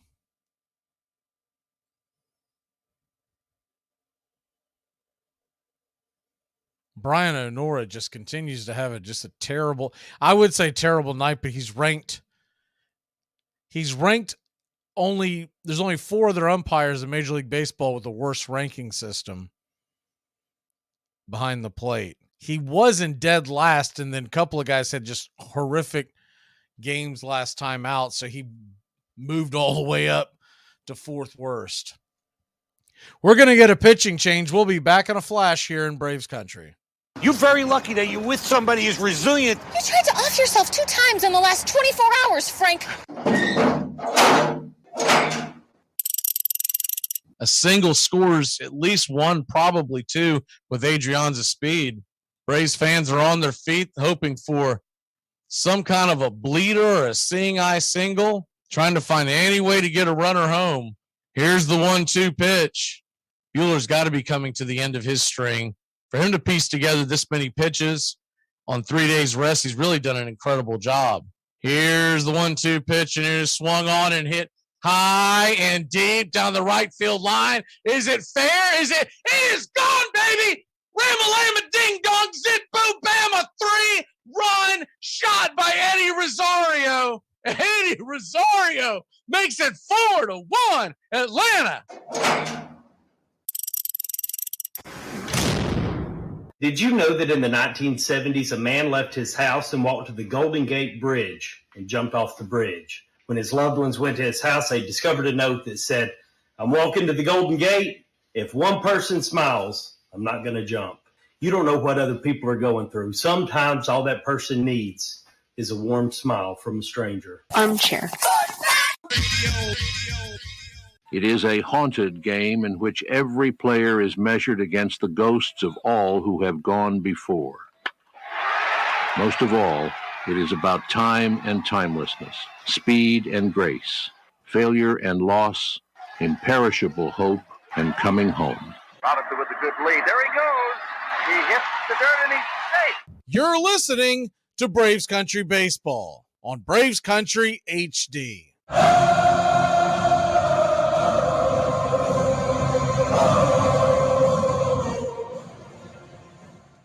Welcome back to Braves Country Baseball. Daniel O'Kurt is in to pitch. Lefty-lefty matchup versus Matt Olson. The first pitch misses out wide, 93 miles an hour off the dish. It's 1-0. Braves 4, Marlins 1. Runners on second and third with 2 away. A single would score them both. The 1-0 pitch. Called for a wide strike. It's 1-1.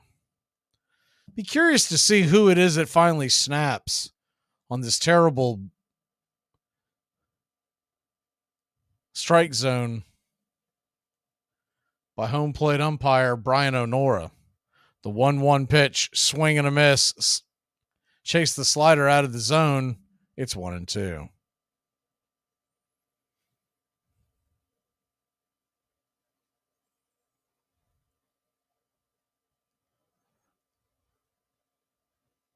So a 1-2 count to Olson.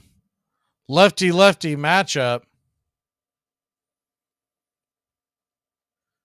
You figure O'Kurt's going to go back to that well one more time. The 1-2 pitch. Fastball just off the plate wide. It's 2-2.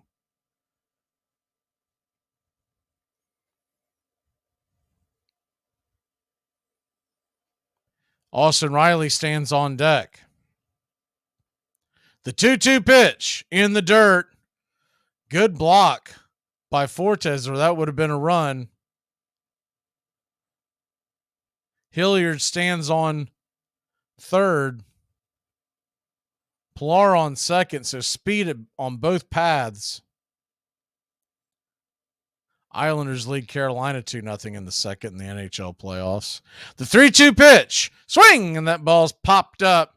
It's going to be a can of corn over in shallow left. Making the catch is the shortstop. And that'll end the inning. But not before the Braves take a 4-1 lead. We'll be back at a flash here on Braves Country.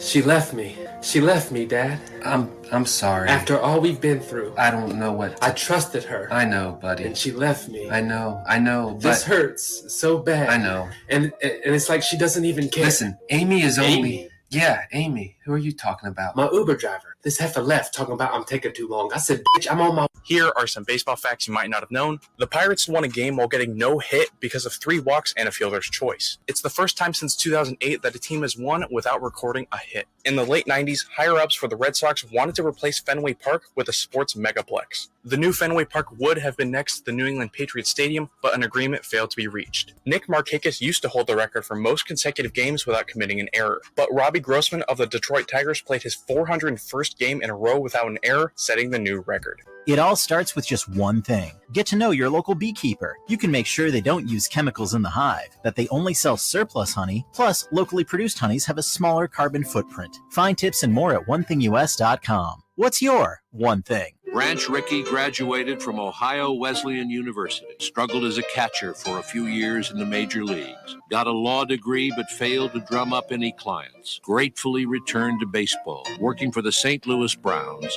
one of the poorest teams in the majors. He moved up quickly within the organization, scout, club secretary, and in 1913, manager. Rickey was a genius at making do with less.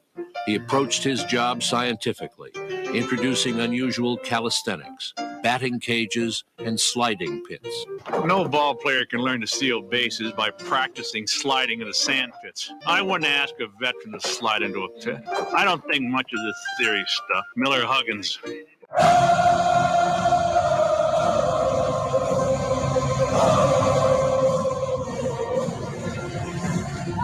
Welcome back, Braves Country Baseball. Curveball on the way from Charlie Morton to start off inning number 5, and it's down below the knees for a ball to birdie. It's 1-0. Braves lead at 4-1. The 1-0 pitch. Fastball swung on and hit high, deep into the right field corner on the track. Making the catch is Acuna, and there's one away. Braves lead at 4-1, scoring 3 in the 4th inning if you're just joining us. RBIs by Kevin Pilar, Sam Hilliard, and Grissom, along with Riley back in the first. Bottom of the Braves lineup really doing the number tonight. And there is a violation.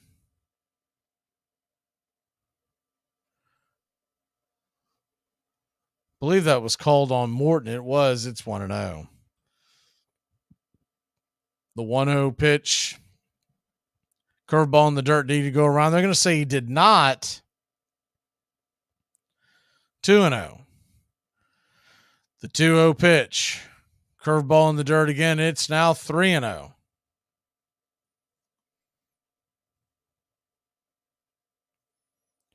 Charlie checking the sign. The 3-0 pitch. Fastball misses high. Ball 4-0. So it's a 4-pitch walk. What I've seen of Onora.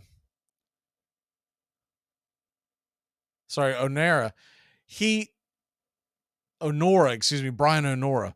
What I've seen of him so far is that he doesn't call a lot of pitches high and not a whole lot low. It's really wide. He's got a really wide east to west strike zone.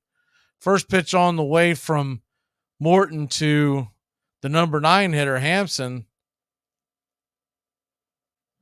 The shortstop misses outside wide. It's 1-0. Garrett Hampson, 28 years old, from Reno, Nevada. The 1-0 pitch down below the knees, and Murphy's going to go out and talk to Charlie, who's chucked 5 pitches in a row there off the strike zone. If you count the pitch clock violation, it's 6 consecutive balls. Hampson gets ready for play to resume. Garrett Hampson, drafted by the Rockies back in 2016 out of Long Beach State. So if he sounds familiar, he did play for the Rockies until this year when he came over to the Marlins. The 2-0 pitch from Charlie. Fastball right there at the knees, 94 miles an hour on the inner cut, and it's 2-1.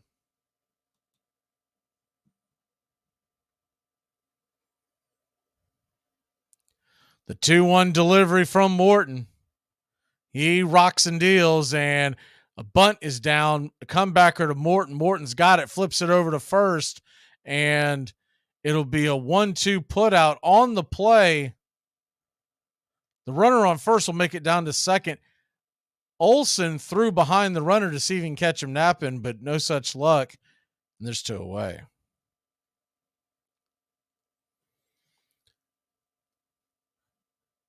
During the relay from first to second, Charlie was talking to home plate umpire Brian O'Nora to find out what he did for the pitch clock violation. So he got some kind of a clarification there.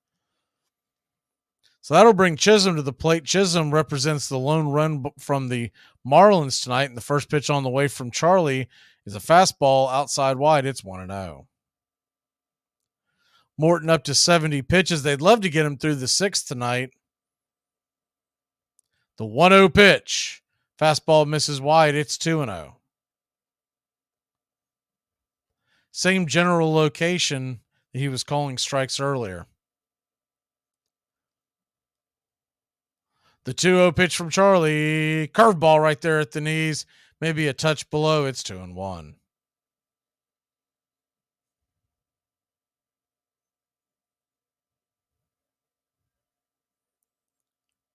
Two-one count to Chisholm. And the pitch on the way well below the knees. Ball 3, 3-1. So you got a 3-1 count to Chisholm. Jorge Soler represents the tying run. He's standing on deck. 3-1. Curveball right there. First strike. It's 3-2.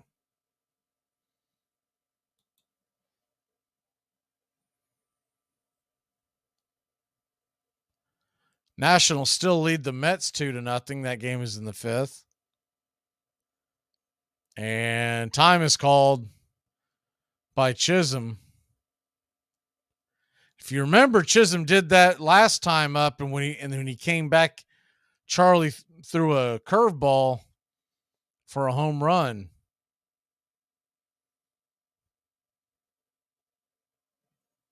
And now there's some kind of a discussion between Jazz and home plate umpire Brian O'Nora.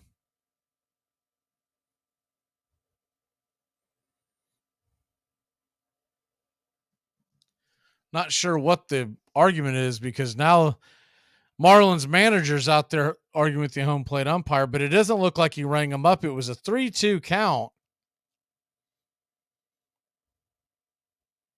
If he got him for some kind of a violation, it would be a strikeout and the inning would be over. But he just motioned 3-2 count to Charlie, so we'll see. Not sure what that was about because nothing was done. The 3-2 pitch. Swing and a miss, strike 3. And that's karma for you, baby. Go sit down, Jazz. Grab your glove. Riley, Murphy, and Rosario are coming to the plate.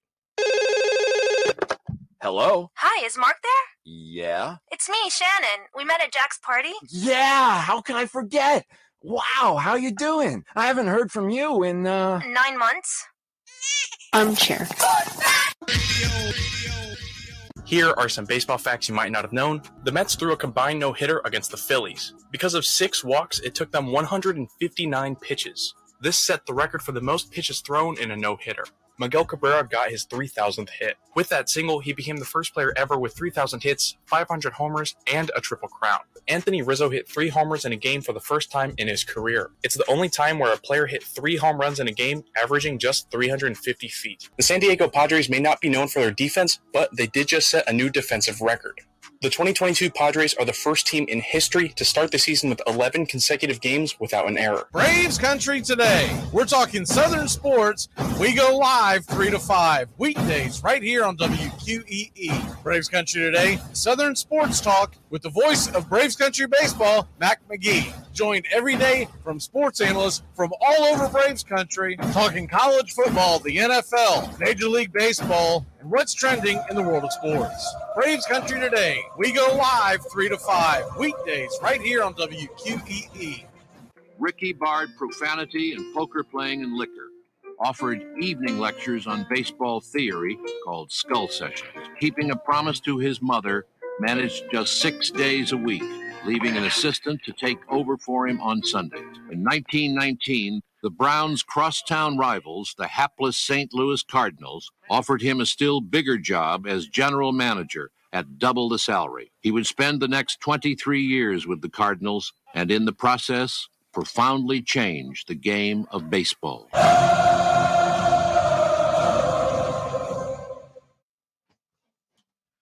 Welcome back to Braves Country Baseball. The first pitch on the way to Austin Riley is a called strike right there below the knees. It's 0-1. The 0-1 pitch inside almost gets him, spins him around, four-seam fastball right below the armpit, and it's 1-1. Lefty-righty matchup. O'Kurt back out there to work the 1-1 pitch. Swing, and that ball is grounded foul down the third base line. We'll do it again. It's 1-2. Riley RBI single got it started in the bottom of the first, driving in Acuna with the drawn-in infield. Riley's still not quite into his groove yet, but he'll get there. The 1-2 pitch. Fastball misses high and out of the zone. It's 2-2. Standing on deck is Sean Murphy. The 2-2 pitch.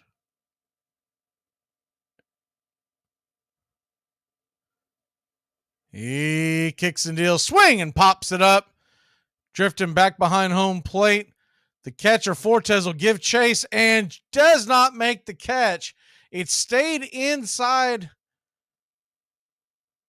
the netting, but misjudged by Fortes. Bounced off the ledge just past the netting. And Riley will live to tell the tale. So a 2-2 count to Riley. What should have been an out. Here's the pitch, fastball. They're going to say that's an inside strike, and there's one away.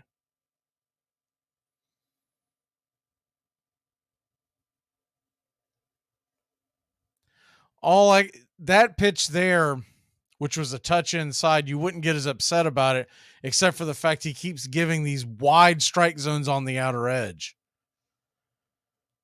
So if you're going to give an inch inside, you can't give 6 inches up to the outer edge. First pitch on the way to Murphy, and speak of the devil, it's a wide strike, and it's 0-1.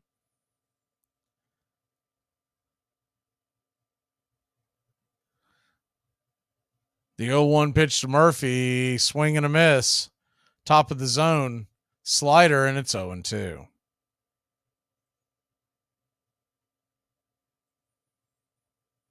Braves 4, Marlins 1, bottom of the 5th. Just about time to turn back time here on April 25th. The 0-2 pitch from O'Kurt, and in the dirt. Good take by Sean Murphy, and it's 1-2. On this date in 1876, the Chicago White Stockings made their National League debut with a 4-0 victory over the Grays at Louisville Baseball Park. The 1-2 pitch, swing and a miss, strike 3, and there's 2 away. Murphy out in front of that slider.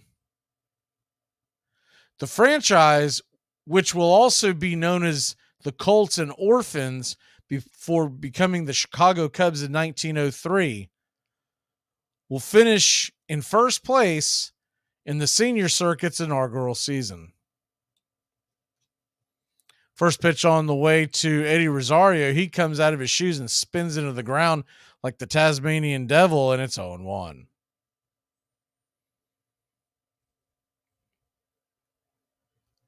The 0-1 pitch to Eddie, swung on and banged foul off the mask of home plate umpire Brian O'Nora. It's 0-2.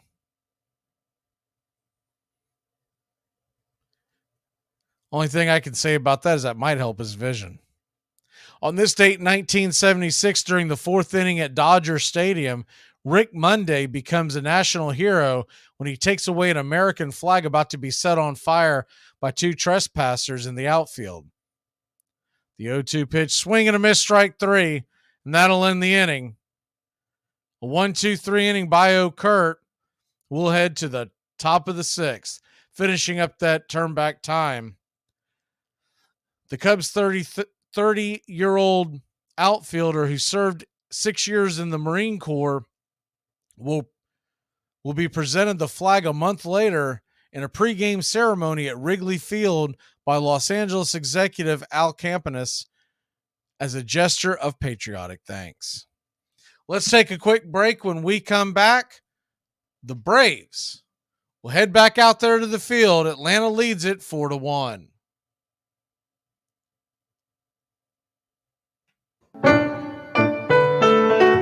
Hey, Braves Country! Braves Country HD is bringing you Braves Country Baseball. Braves Country comes to you every Tuesday night and Friday night, and 2 bonus games every week. Hi, I'm Mac Magee, and we'll be bringing you play-by-play, pitch-by-pitch of your Atlanta Braves. It's free to listen. Please like and subscribe. YouTube.com/@Braves Country. Braves Country Baseball, for the fans, by the fans.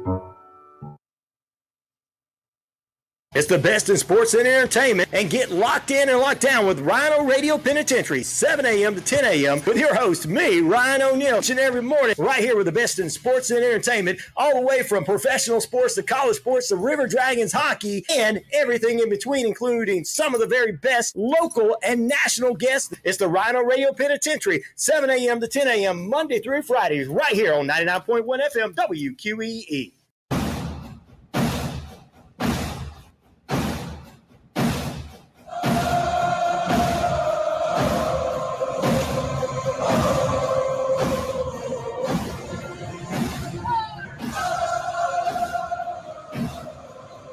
Welcome back.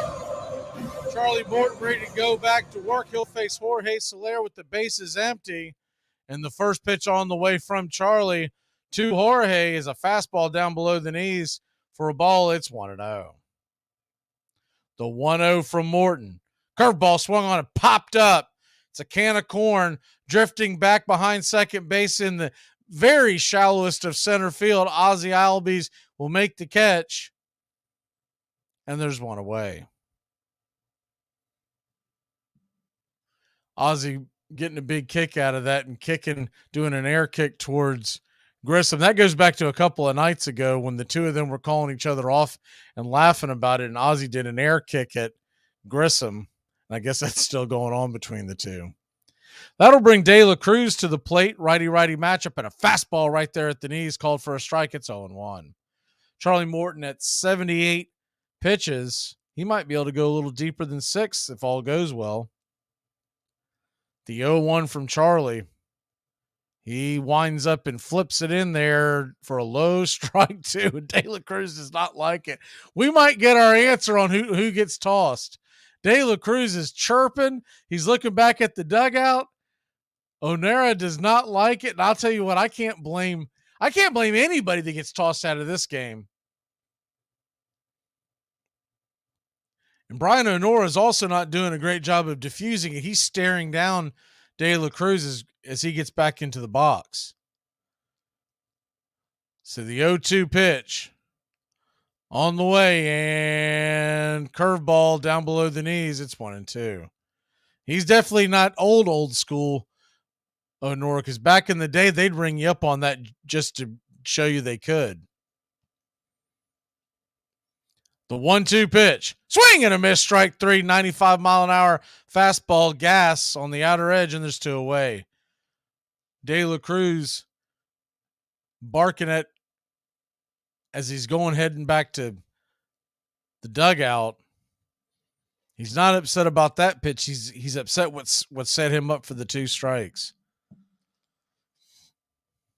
You figure it's going to be someone who's losing the battle. As the first pitch on the way to Garcia is a strike at the knees. It's 0-1.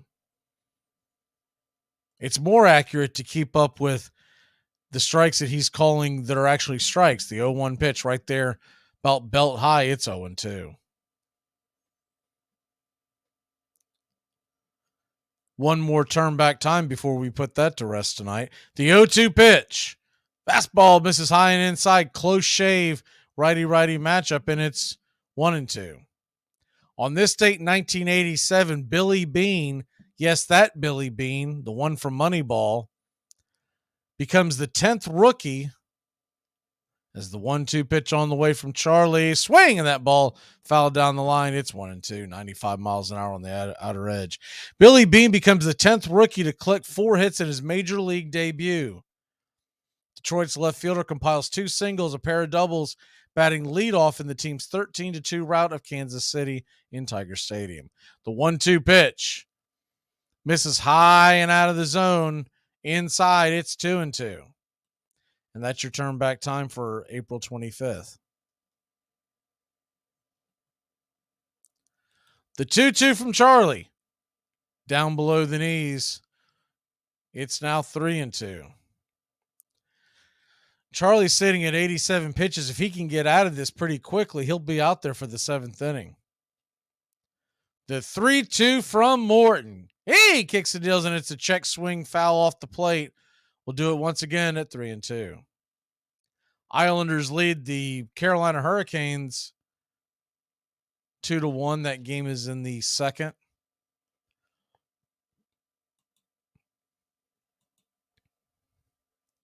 The 3-2 pitch on the way from Morton. Curveball right there. Got him looking. Got caught watching the paint drying. Garcia doesn't like it. Now, that one actually was a strike, but that's all set up from the things before. We'll be back in a flash here on Braves Country. Braves lead at 4-1. Stop Bears. Stop Bears. It's important to remember the value of taking time for ourselves to do the things that help us grow and explore, like learning something new. And now with the Great Courses Plus, it's never been easier to experience the joys of learning. The Great Courses Plus offers thousands of streaming videos that cover hundreds of fascinating topics, from World War II to choosing the perfect wine. And because the Great Courses Plus partners with world-class professors and experts, you're always receiving thoroughly vetted, high-quality content from every lecture. Plus, you can watch or listen anytime, anywhere with the Great Courses Plus app. Sign up for the Great Courses Plus today for a free month of unlimited access. Visit thegreatcoursesplus.com to get started. That's thegreatcoursesplus.com. You don't slap me for telling jokes. That's unacceptable. And the thing is, Will, I love him, but he was, the happy-go-lucky before the slap, and nobody saw that coming, which was weird. 50 Cent had been going ham on Jada. He didn't slap 50 Cent. He slapped 50 pounds. Chris Rock can't defend himself. His hands don't even make fists. You ever see the little hands? He got like little back scratches. Armchair. Albert Goodwill Spaulding. He had been the finest pitcher of the 1870s. He learned his baseball from Harry Wright, who had paid him $1,500 a year to pitch for the Boston Red Stockings. In 1876, he left Boston for Chicago, lured by William Hulbert's offer of a $500 raise and 25% of the gate. But Spaulding had still bigger things in mind. At age 27, he stopped pitching entirely to become a full-time promoter of baseball and himself. Welcome back to Braves Country Baseball. The Atlanta Braves lead at 4-1 as we head to the bottom of the 6th inning. Ozzie Albies will be due up. Andrew Nardi's coming in from the bullpen for the Miami Marlins. The left-hander flips in a 93-mile-an-hour heater on the outer edge. It's 0-1.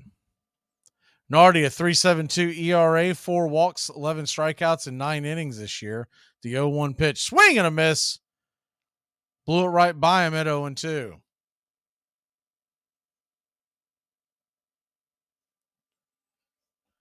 What looks like a low 90s fastball is getting on top of Ozzie quickly. The 0-2 pitch swung on and belted high and deep, going back on the track at the wall. Over the wall, baby! It's a solo shot by Ozzie Albies, and the Braves lead it 5-1. The bullpen comes out for a standing ovation. As you can see them giving all the love to Ozzie, and Ozzie brings the crowd to their feet.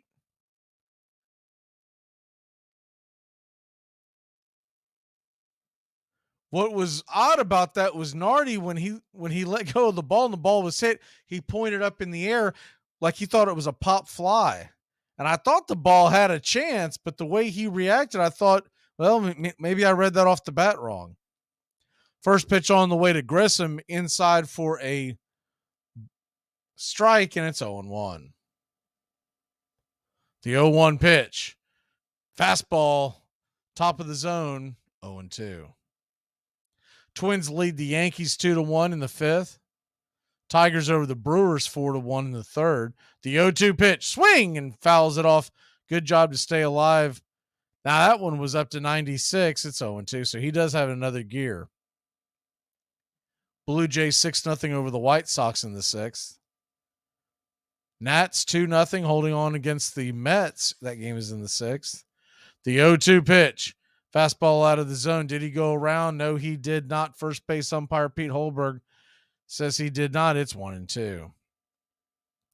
Rangers 6-2 over the Reds in the 8th. The Dodgers have come back and made it 8-7 over the Pirates in the 8th. The 1-2 pitch. Down below the knees. Good take by Vaughn. It's 2-2. Cubs 2-0 over the Padres. That game is in the 4th. Rockies beat the Guardians 5-1. The 2-2 pitch swung on and a slow grounder to Segura. He's going to have to charge it. Fires it across the infield, and Grissom is out by about a step. There's one away.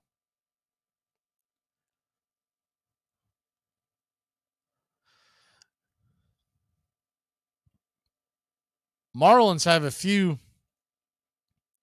players out there tonight that are kind of playing out of position. Jean Segura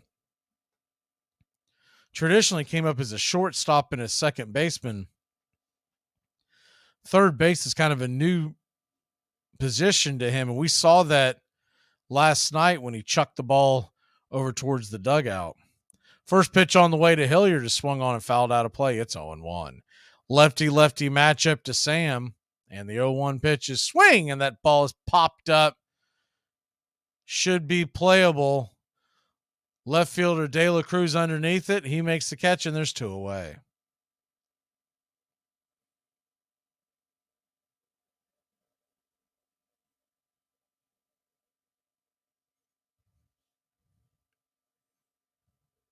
So that'll bring Kevin Pillar to the plate. Pillar 1 for 2 with an RBI double in the 4th.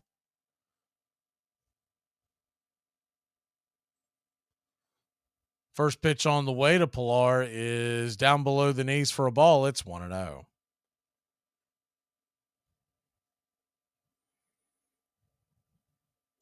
Braves 5, Marlins 1, bottom of the 6th. Here's the pitch down below the knees. Ball 2-0. Islanders now lead the Hurricanes 3-1. That game is in the 2nd, heading towards intermission. The 2-0 pitch. Swing! That ball is rifled down the left field line. Just foul. And I mean just foul. That thing broke the sound barrier. Just a loud strike. It's 2-1.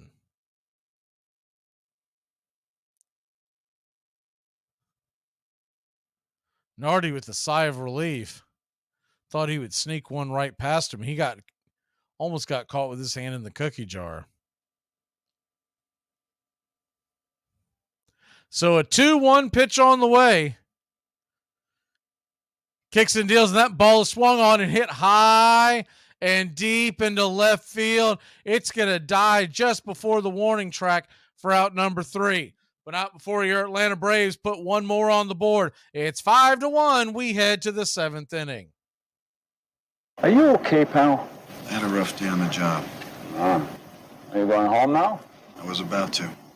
Well then, you just fulfilled the first rule of law enforcement. Make sure when your shift is over, you go home alive. Tom has been a teacher for over 40 years. One day, I think one of the students had asked the question and he didn't remember the answer. I also noticed that he was letting his class out earlier than they were supposed to let out. I was really starting to worry. Levi and I talked about how it would change our lives, but he was there beside me. When something feels different, it could be Alzheimer's. Now is the time to talk. Visit alz.org/ourstories to learn more. A message from the Alzheimer's Association and the Ad Council.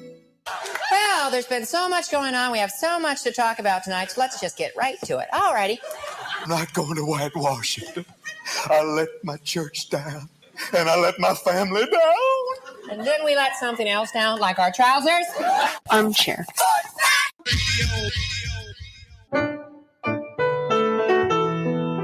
Hey, Braves Country. Braves Country HD is bringing you Braves Country Baseball all year long. Hi, I'm Mac Magee. We'll be bringing you play-by-play, pitch-by-pitch, inning-by-inning of your Atlanta Braves. Braves Country comes to you every Tuesday night and Friday night, and 2 bonus games every week. Please like and subscribe to youtube.com/@BravesCountry.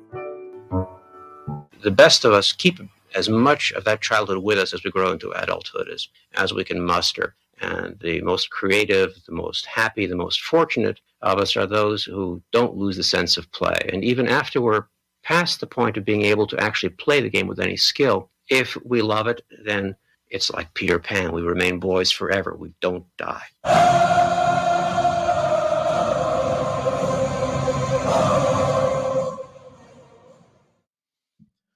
Welcome back to Braves Country Baseball.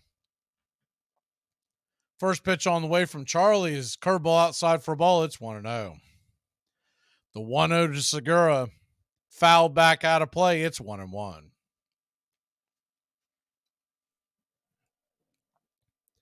Jean Segura 0 for 2 with a fly out, a ground out. The 1-1 delivery.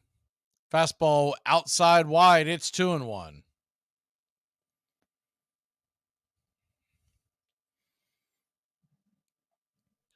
Segura, part of the Philadelphia Phillies last year, the 2-1 pitch. Swing and fouls it back. It's 2-2. Jesse Chavez is warming up in the Atlanta bullpen. He warms up as fast as he throws. He is just grabbing the ball and slinging it back. It almost looks like it's in fast forward. He's going so fast out there in the bullpen. The 2-2 delivery swung on and hit hard up the middle, but right at Ozzie. Ozzie's got it. 4-3 put out, and there's out number 1 here in the 7th.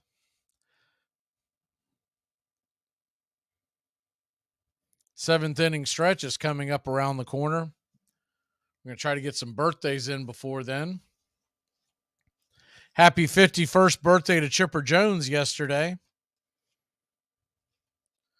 First pitch on the way from Charlie to Yuli Gurriel is a curveball on the outer edge. It's 1-0. Chipper Jones, 303 lifetime average, 930 OPS, and a 468 home run. The 1-0 pitch from Morton to Gurriel is swung on and grounded right there to Ozzie again. Ozzie's got it, flips it over to first, and it's a 4-3 put out. We've said that a lot tonight. He's been a busy guy over there at second, and there's 2 away.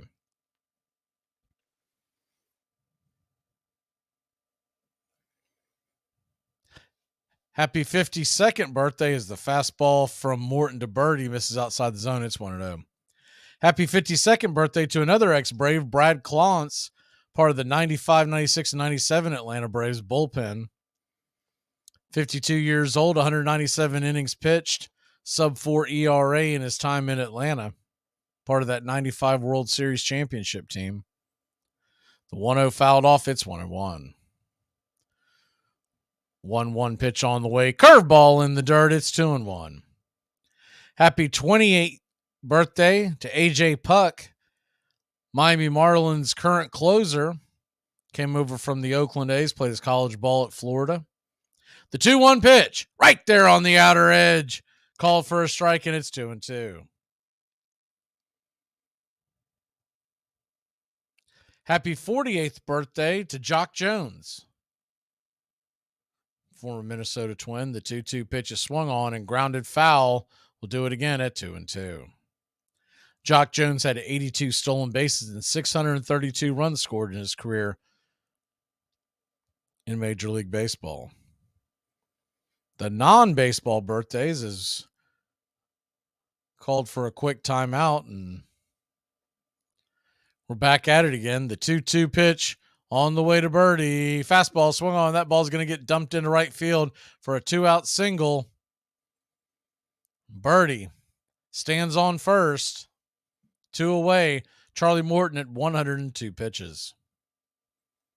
See if they'll let him go out there for one more at bat.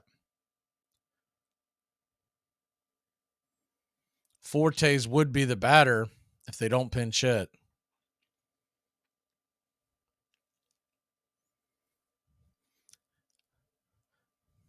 Adam Silver, the NBA commissioner, turned 61 today.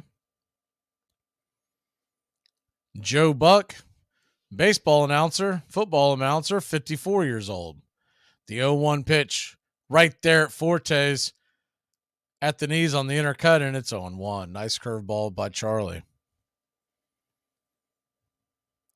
The 0-1 pitch from Charlie. Off the plate wide, it's 1-1. Tim Duncan, happy 47th birthday to Tim. Al Pacino turns 83. Hank Azaria is 59, and Renee Zellweger turns 54. The 1-1 pitch. Curveball misses down below the knees. Ball 2, it's 2-1. And that's your birthdays here in Braves country. So a 2-1 count. Runner on first, 2 away. Charlie at 105 pitches. Here's the pitch off the plate wide. Ball 3, 3-1. On deck is the number 9 hitter, Hampson. You got to figure this would be Charlie's last batter. Can he get through the 7th? The 3-1 pitch. Swing, and that ball is hammered high down the line, but foul down the third base line, down the left field line, into the upper deck. And it's a full count, which means Birdie will be on the move, and he can fly.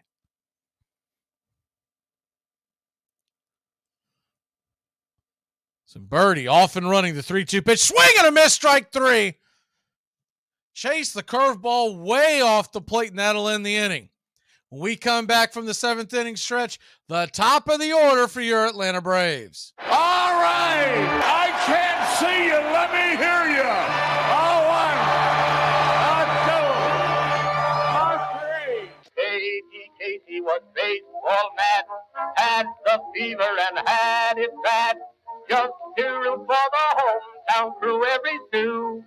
Casey Blue. On a Saturday, her young beau called to see if she'd like to go to see a show, but Miss Kate said no. I'll tell you what you can do. Take me out to the ball game. Take me out with the crowd. Buy me some peanuts and cracker jacks. I don't care if I ever get back. Let me root for the home team. If they don't win, it's a shame. For it's 1, 2, 3, stretch around and be home again. Casey saw all the game. To the players by their first name. Told the umpire he was wrong all along. Good and strong. When the score was just 2-2, Casey knew what to do. Just to cheer up the boys he knew, he made the gang sing this song. Me out to the ball game. Me out to the ground. I don't care if I never get back.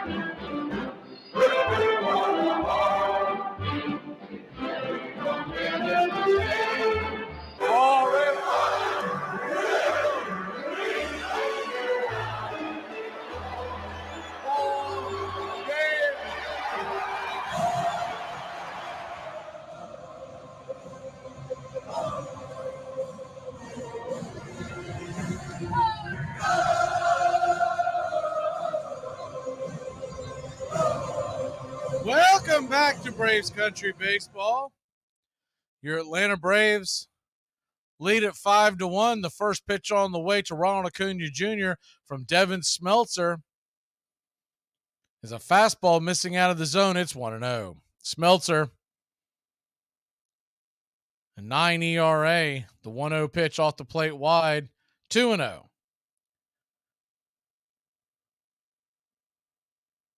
Ronald Acuna Jr. 1 for 3 with a double, a run, a stolen base. The 2-0 pitch. Inside, ball 3, 3-0. Standing on deck, Matt Olson.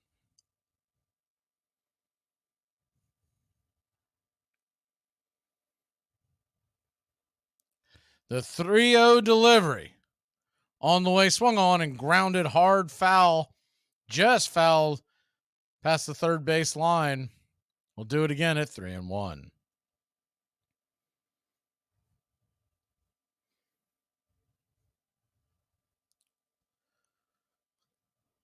Washington now leads the Mets 5-0 in the seventh.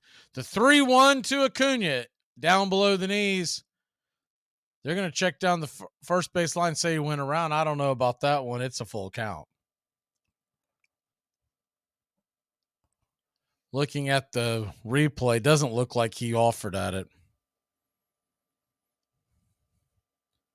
This has not been what you would consider a good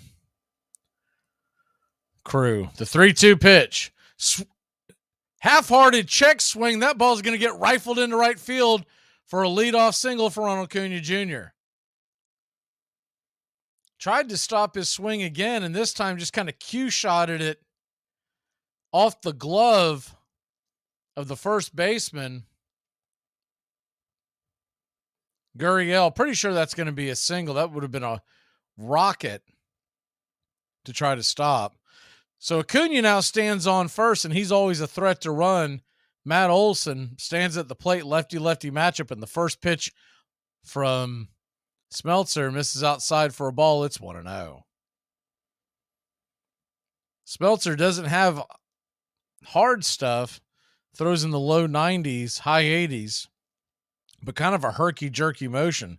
The 1-0 pitch, down off the plate wide, it's 2-0.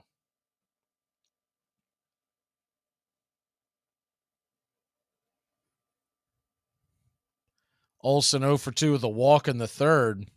Riley on deck. The 2-0 pitch, swing and a miss, right in his kitchen. On the inner cut, it's 2-1.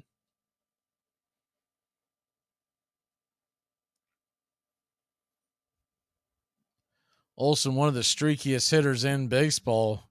Right now, he's been kind of cold. Hopefully, he heats up heading towards New York. The 2-1 pitch, hammered down the right field line, but foul, just foul, and it's 2-2.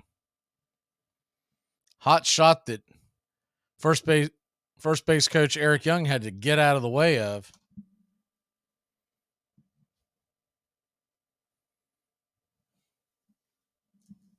The 2-2 from Smeltzer.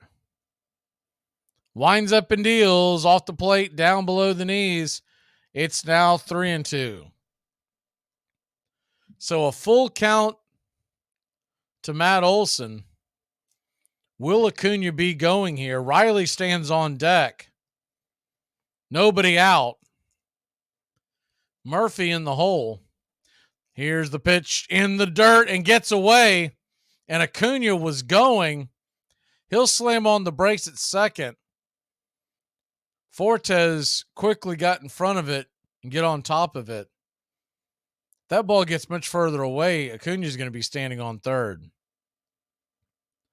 It helped Fortes that the ball was rolling towards the third base side, so it would have been a relatively short throw for him to make. So Austin Riley will climb into the batter's box. Runners on first and second, nobody out. First pitch to Austin is swung on and hammered down the line, but foul into the upper deck, and I mean the upper deck. Missed a 3-run bomb by about 20 feet to the left of the foul pole. It's 0-1.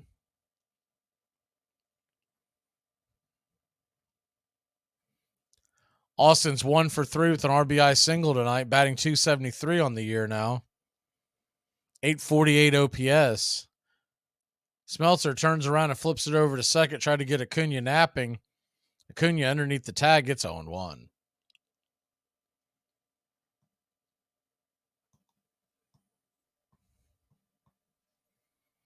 The 0-1 pitch. On the way from Smeltzer. Swing! And that ball's fouled back. Up against the screen behind home plate, and it's 0-2.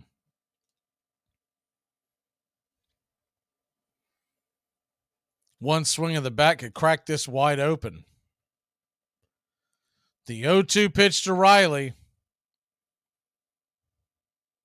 Smeltzer kicks it and deals, and it's inside. It's 1-2. On deck, Murphy. In the hole is Rosario, though they could pinch it with the lefty-lefty matchup.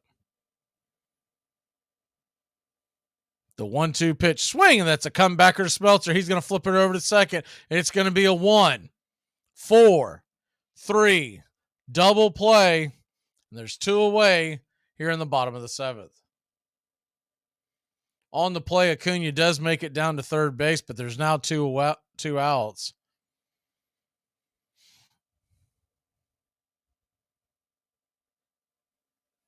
Kind of a bang-bang hard slide by Olsen into second.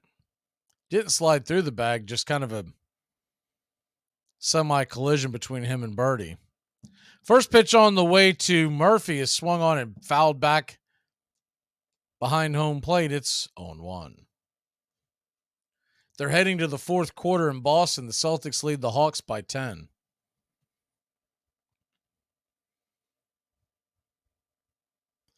(0-1) to Murphy, down below the knees, evens up the count at 1-1.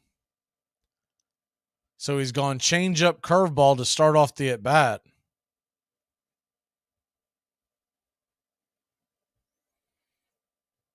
The 1-1 right there for a strike. Good changeup, locked up Murphy on the inner cut. It's 1-2. Braves 5, Marlins 1. Acuna stands on third. 2 away. The 1-2 pitch. Swing! And that ball is grounded foul towards the third base dugout.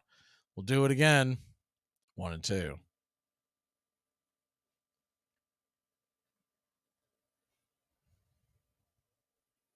Dylan Lee warming up in the Atlanta bullpen.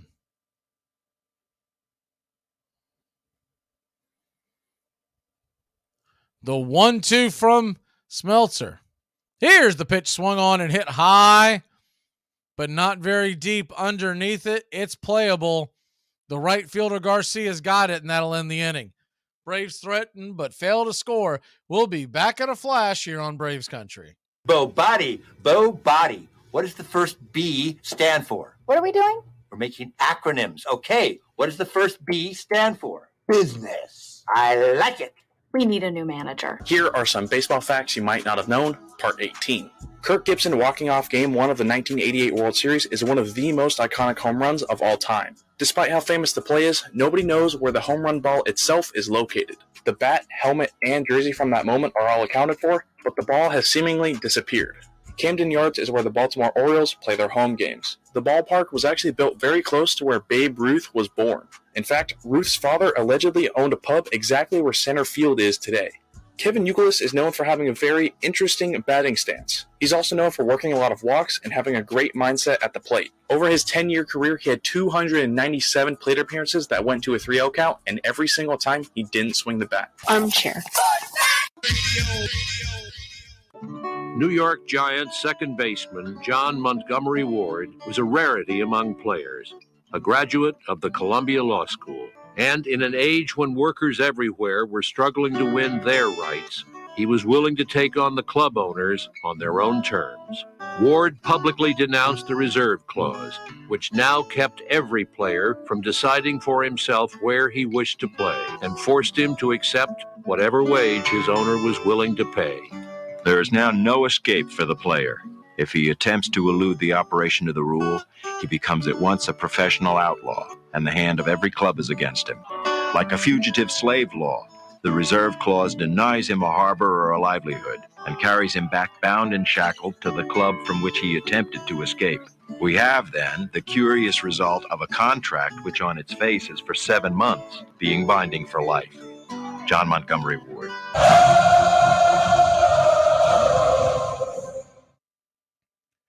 Welcome back to Braves Country Baseball. Your Atlanta Braves lead at 5-1 as we head to the 8th inning.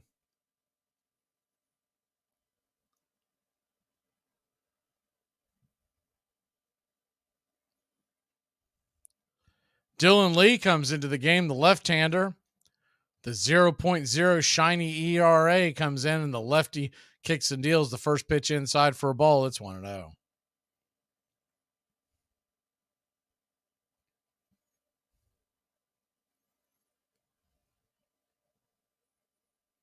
The 1-0 pitch. Inside, ball 2, 2-0.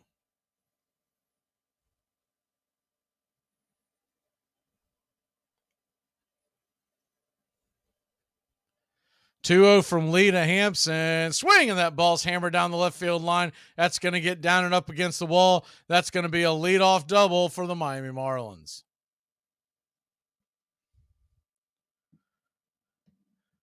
Got down 2-0 and had to come in. He laid one right there, the center of the plate. Hampson did not miss.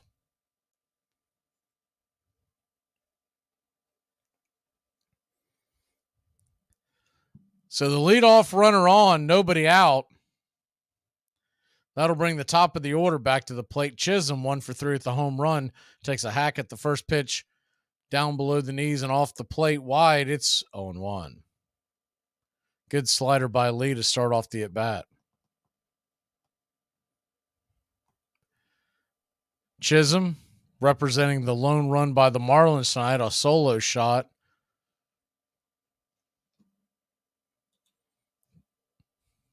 Back in the 3rd inning.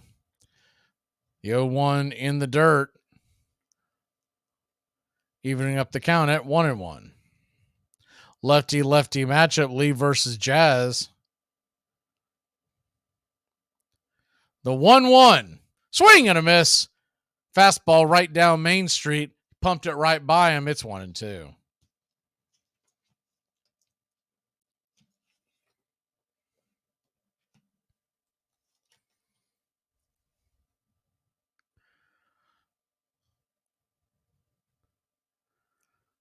The 1-2 count. Lee looks back the runner. Winds and deals. Fastball on the outer edge. What was being called a strike earlier evens up the count at 2-2.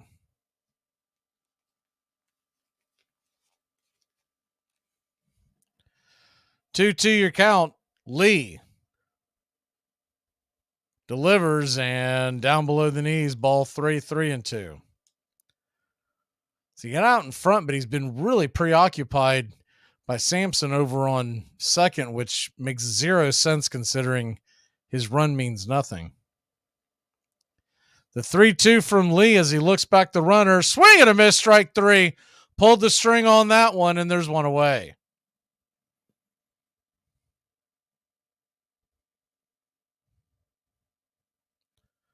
Good pitch by Lee. I think Jazz was expecting the heat. Came out of his shoes on that one and was way out in front. So here comes trouble. Jorge Soler from the right side of the plate. Lefty-righty matchup. And the first pitch is a slider in the dirt over the shoe tops. It's 0-1.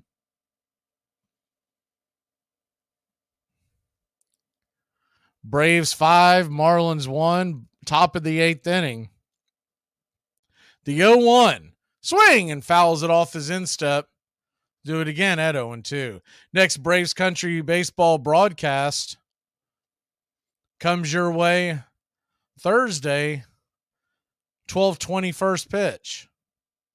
Then every single game of the Met series we will have here Friday through Monday.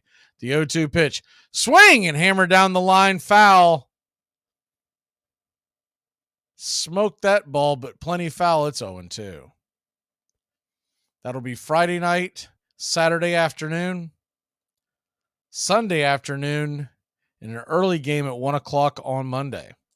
The 1-2 pitch in the dirt. Sorry, the 0-2 pitch in the dirt. It's 1-2.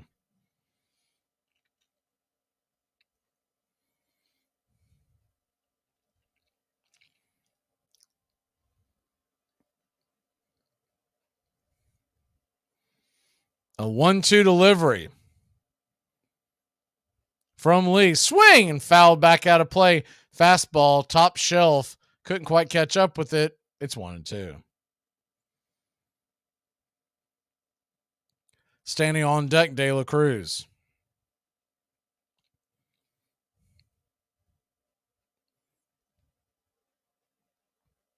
The 1-2 from Lee. Swung on and grounded over towards third. Hard charging Riley. Fires it over across the infield. The throw's going to take Olsen off the bag. And Soler's going to be safe. The runner's on the corners with one away. See how they... It's a tough play for Riley. Had to charge in. Olsen makes the catch, by the time he lands, Soler had already crossed first base.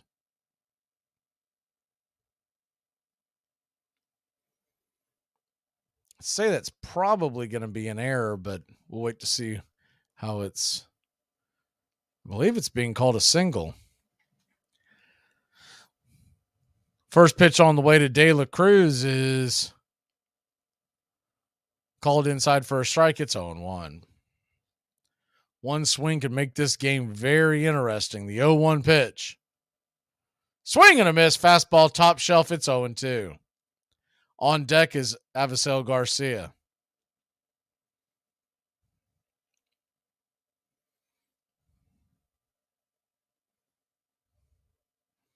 The 0-2 pitch. Swing and fouls it down the line. We'll do it again at 0-2.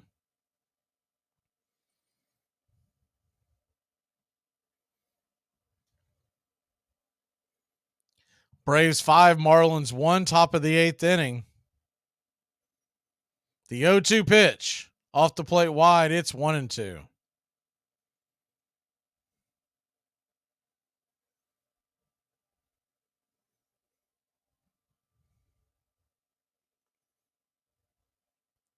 One-two delivery. Swing, and that ball is hammered down the left field line. Just foul.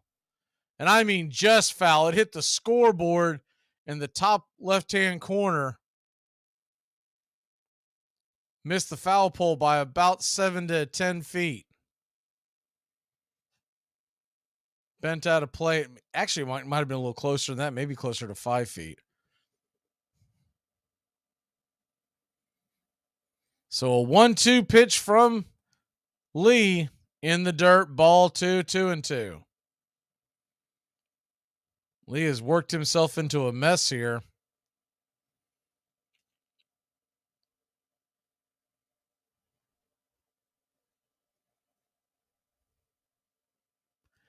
Runners on first and second. I thought the runner had actually made it over to third, but he has not. Runners on first and second, one away. Here's the pitch, swung on and fouled down the line. 2-2. Lee's still preoccupied with the runner on second. I don't really get what his obsession is with it because, once again, that run means nothing. The 2-2 from Lee. Lefty-righty matchup to De La Cruz. Here's the pitch. Swing and a miss. Did he get a piece of that? It looked like he missed it altogether, but I guess they're going to say he foul-tipped it. 2-2. If he did hit it, he hit it off the bounce. It hit the ground first for sure. So a 2-2 count from Lee. The windup in the pitch. Swing, and that ball's hammered down the third base line, but foul. Do it again at 2-2.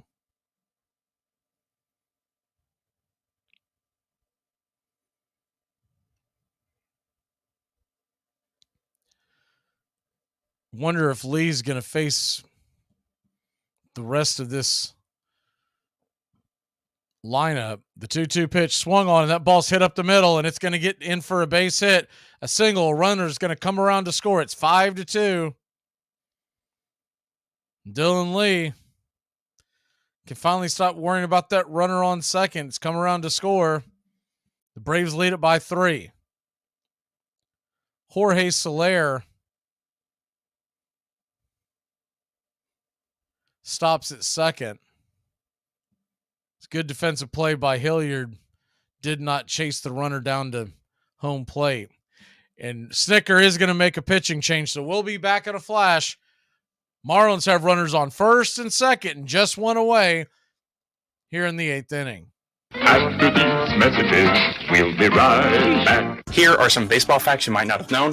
In 1978, the Yankees handed out candy bars with Reggie Jackson on the wrapper called Reggie Bars. When Jackson was playing for the Baltimore Orioles, he said, "If I played in New York, they'd name a candy bar after me." In a 1947 college baseball game between Yale and Fordham, each team had a very notable player. The first baseman for Yale was future President George H.W. Bush, and the Fordham center fielder was legendary Dodgers announcer Vin Scully. H.W. Bush and Yale would go on to win the game 3-1. Hey, Braves fans, I'm Mac Magee with Braves Country. We'll be right here on the key all year long giving you Braves Country baseball, pitch by pitch, inning by inning of your Atlanta Braves. Make sure to catch Braves Country right here on the key. We go live 3 to 5, and we'll keep you up to date on the upcoming schedule for Braves Country. That's Braves Country HD and Braves Country baseball right here on the key.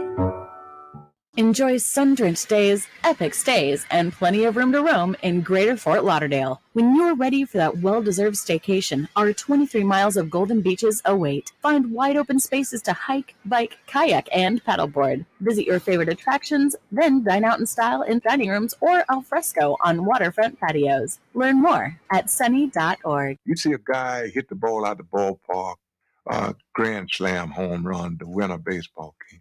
And that same guy can come up tomorrow in that situation and miss the ball and lose the ball game. It can bring you up here, and don't get too damn cocky, because tomorrow it can bring you down there. See? But one thing about it, though, you know it always will be a tomorrow. You got me today, but I'm coming back. Welcome back to Braves Country Baseball. The Braves lead 5-2. Colin McHugh's coming out of the pen. The first pitch from McHugh to Garcia is a sweeper out of the zone. It's 1-0.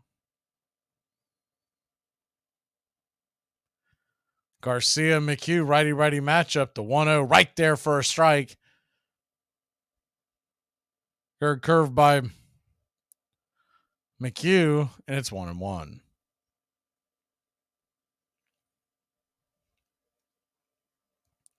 The 1-1 from Colin. Kicks and deals. That ball's hit hard down the third base line underneath the glove of Riley, a run will score, and it's 5-3. Runners on first and second, and one away. Braves bullpen coughing up another lead.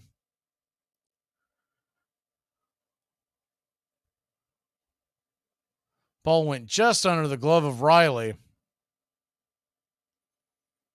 Actually, just past the outstretched glove. It looked like it went underneath his glove, but he actually laid out and he just missed it. So that'll bring Segura to the plate. Segura takes the first pitch high for a ball. It's 1-0.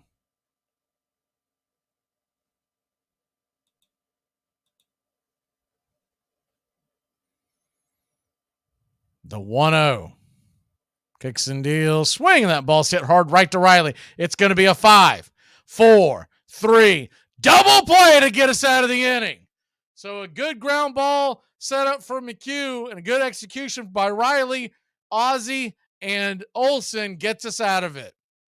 We'll head to the bottom of the 8th. Let's get some insurance runs, Braves country. Isn't that just like a wop? Brings a knife to a gunfight. We live in a world now that welcomes and nurtures the screwball in all of us. Hey, time to get a little nutty. Treat yourself to Screwball Peanut Butter Whiskey, a smooth flavor that combines two of America's favorites, peanut butter and American whiskey. So no more social awkwardness. Time to embrace who you truly are. Get out there and make friends. And be sure it starts with Screwball Peanut Butter Whiskey. It's available nearly everywhere. Learn more at screwballwhiskey.com. Please enjoy responsibly. Cause he's the armchair quarterback. He's full of beer and he's full of snacks. He's the all-American man. My number 3 that I can't go cheap on, cereal. Oh, yeah. There's a couple of kinds that you can do, but if you're talking about, like, don't ever try to do the generic Frosted Flakes. Yeah. Oh, it's like soggy before you even pour the milk on it. It's before you even open the bag. It's soggy. You're like, how'd that happen? It came with its own liquid. Armchair.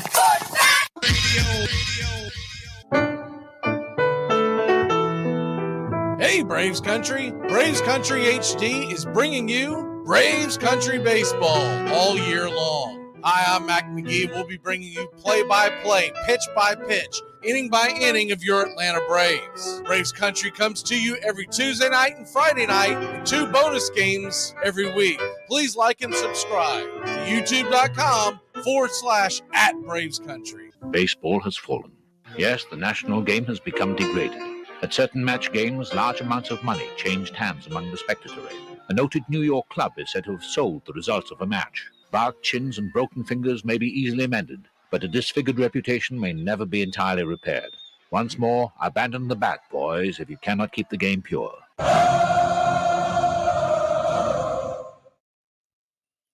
Welcome back to Braves Country Baseball. The Atlanta Braves lead 5-3. On that note, the Washington Nationals lead the Mets heading to the 9th inning 5-0 in New York. Josiah Gray pitched to Jim, 9 strikeouts tonight. First pitch on the way to Eddie Rosario is swung on and hit down the line. That ball is going to get out. It's over the wall. A solo shot by Eddie, and it's back to a 3-run lead, 6-3 Atlanta. Kind of a ho-hum, half-hearted swing that just shot the ball out of the building. He caught the ball in the outer part of the plate and just used that momentum and absolutely slung it over just before the foul pole over the left field wall. So that'll bring Ozzie to the plate. Ozzie's already had a home run. 1 for 3. Braves lead at 6-3. Little bit of breathing room there. If this score holds and the one in New York holds, as the 1-0 pitch is swung on and grounded over towards third, has a late hop and gets past the third baseman, they're going to call it foul. It was a weird hop, almost had some English, some spin on it.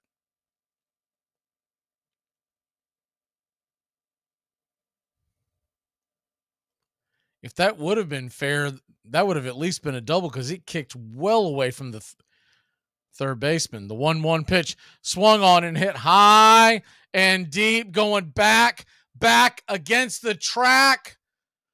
Jackpot! That one's over the wall. It's 7-3 Atlanta.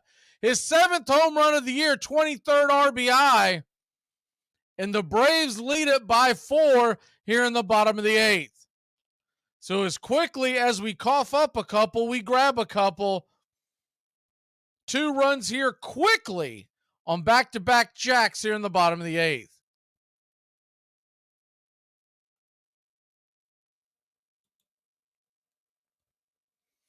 He gave that baby a ride. They kept going back, and over the wall. First pitch on the way to Grissom, and he wanted to get in on the parade. He came out of his cleats, swing and a miss. It's 0-1. The 0-1 pitch. Swung on and fouled down the line. Slicing well foul into the stands. It's 0-2.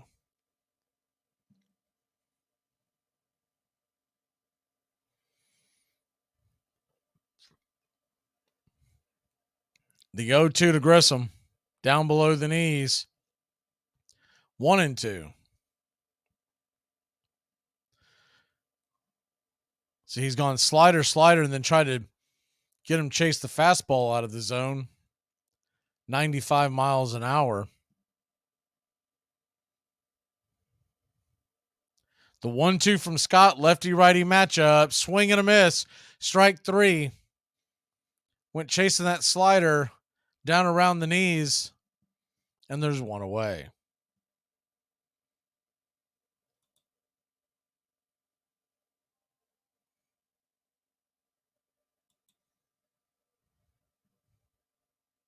So that'll bring Sam Hilliard to the plate. Sam Hilliard, 1 for 3. An RBI single in the 4th. The first pitch to Sam. It's a fastball right there for a strike, 95 miles an hour, about belt high, 0-1. Lefty-lefty matchup. The 0-1. Swing and a miss. 95 on the outer edge. It's 0-2.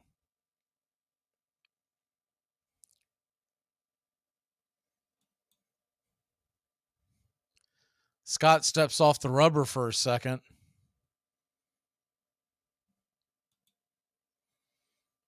Hilliard gets set. Kevin Pillar stands on deck. And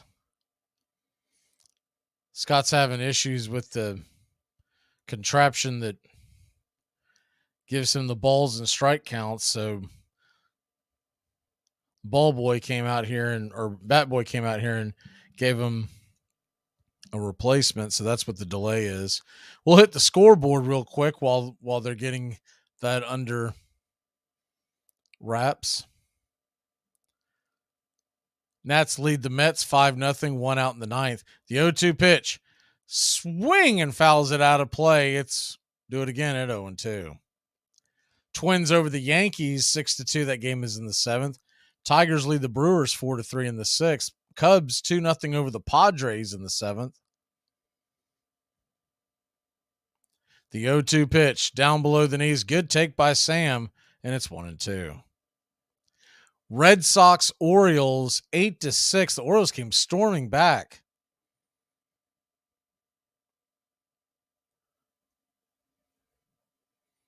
Just fell short. The 1-2 pitch, swing and a miss, went fishing off the pier, outer edge of the plate, and it's 2 away. Astros blink the Rays 5-0. Blue Jays 7-0 over the White Sox. That's a final. The Reds came back and beat the Rangers 7-6.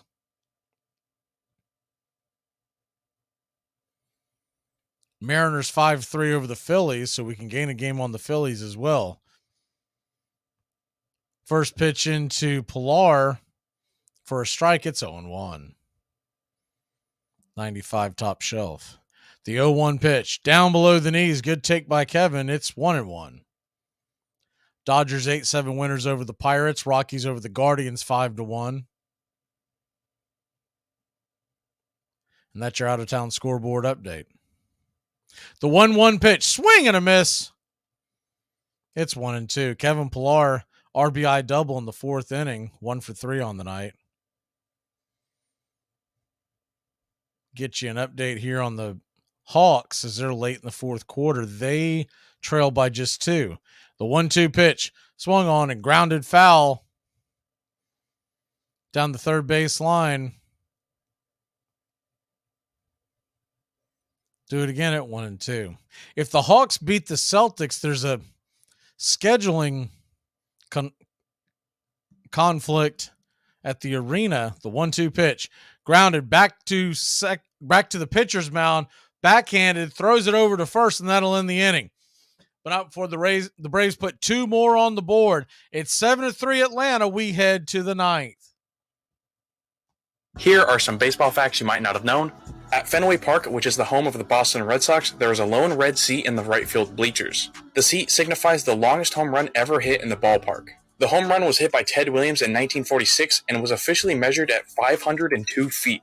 In 1985, third baseman Mike Schmidt criticized his own Philly fans for booing him by calling them uncontrollable and beyond help. Once he got back to Philadelphia, he was scared the fans would throw stuff at him on the field, so he decided to wear an outfit of a wig and sunglasses. If you ever want to break into Randy Johnson's house, you might want to think again. When being interviewed about gun violence in 1995, Johnson was quoted as saying, "I don't own a gun, but I keep a bag of baseballs near our bed. If someone breaks in, they better be wearing a batting helmet because I'm going to throw at their head." Baseball is good, an honorable profession, a great challenge. It has blessed me, I blessed it, and it has blessed our country. Branch Rickey. He was born on an Ohio farm in 1881 and named Wesley Branch Rickey for John Wesley, the founder of his family's Methodist faith. He was a pious, hard-working boy who memorized scripture, taught himself Greek, Latin, and algebra, and promised his mother never to drink or swear or violate the Sabbath. But he was mad about baseball, learned to play in the backyard with a ball stitched by his mother, followed every move of the Cincinnati Reds, and became a good enough catcher with the Duck Run, Ohio team to consider a professional career. Still, the game was not a proper livelihood for a God-fearing young man, and so he abandoned baseball to teach school in Turkey Creek, Ohio. But Branch Rickey would one day become what one sports writer called the most original mind and the best organizer the game has ever produced. And in 1947, he would help make baseball, in truth, what it had always claimed to be, the national pastime. Welcome back to Braves Country Baseball. The Atlanta Braves lead at 7-3 as we head to the top of the 5th inning. Top of the 9th inning, excuse me. And Jesse Chavez comes into work. The first pitch swung on and hit deep into left field, jumping up against the wall, slamming into the wall. The ball comes out of his glove. Rosario is finally going to get back up, and this might be an inside the park, or here comes the play. No, it's going to be an inside the park home run. I said Rosario, I meant Pilar. Pilar slammed into the wall, and the ball popped out, and by the time he was able to recover, the ball hit his glove and then went up against the wall. By the time he was able to get to his feet and recover, the ball had kicked away. It had rolled far away from him.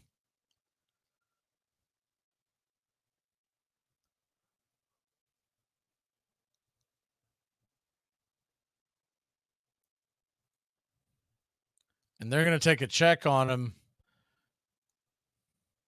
Atlanta Braves training staff going to go out there and look at Pilar. He says he's okay. They just wanted to make sure. So Yuli Gurriel, which I didn't know he had that kind of wheels. Is he 37 years old? Still has some wheels there. Inside the park home run, and it's 7-4.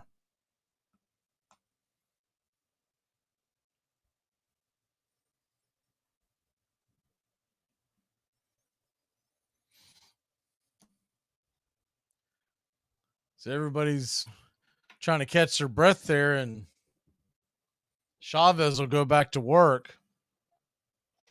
John Birdie's the batter, and the first pitch is swung on, hit right back up the middle. Ozzie has it. It's going to be a 4-3 put out. Hard ground ball to Ozzie Albies, and there's one away.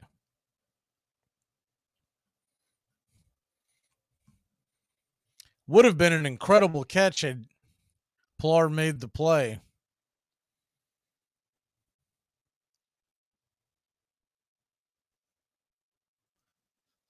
So that'll bring a pinch hitter up to the plate, Jesus Sanchez, who's batting 143 on the year. Sanchez from the left side of the plate will bat for the catcher Fortes, and the first pitch is inside for a ball. It's 1-0. The 1-0. Right there for a strike. Taken all the way, it's 1-1.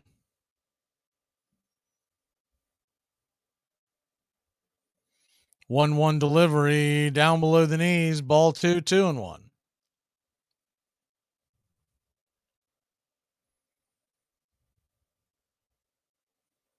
The 2-1 down below the knees.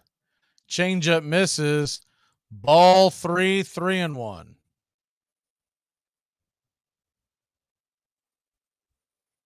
The 3-1 from Chavez swung on. That ball is hammered down the left field line into the upper deck. Plenty foul, and it's 3-2.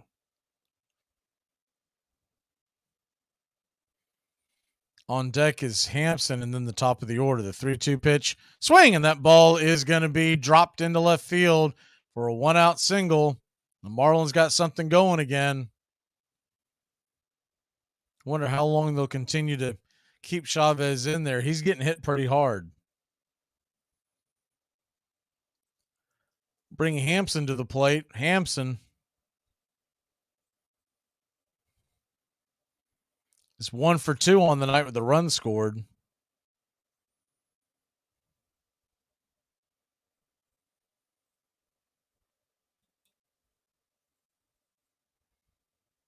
The first pitch on the way to Hampson is a drag bunt attempt, and it's popped up into foul territory. Riley gives chase, but falls to the ground. It's 0-1. It's a final in New York. The Nationals blanked the Mets. So if the Braves can hold on here, their lead will be 2 over New York, 4 over Miami, and 5 over Philadelphia. The 0-1 pitch. Swing and a miss. Cutter missed inside, and it's 0-2. On deck, Jazz Chisholm.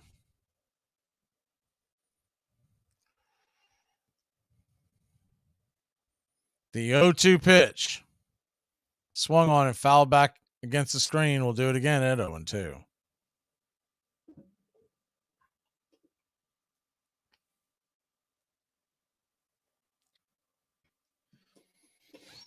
Bring Braves Country Baseball back to you Thursday afternoon, 12:20 first pitch. The 0-2 pitch. Down below the knees. Changeup misses. And it's 1-2.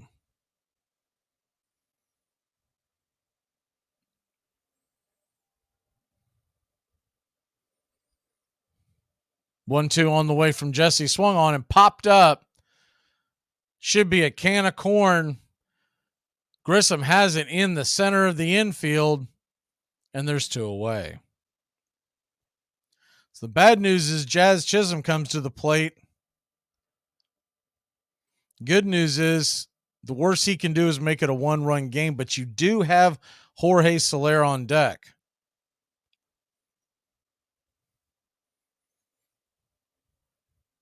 And it looks like the Braves are going to ride or die with Jesse Chavez tonight.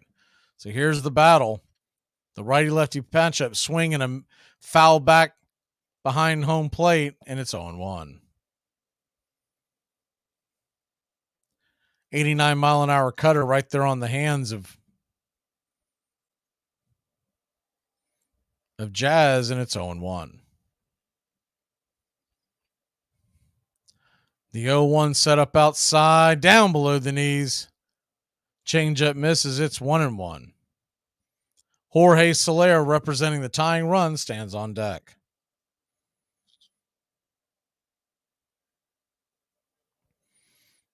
The 1-1 swing and fouls it back out of play. It's 1-2.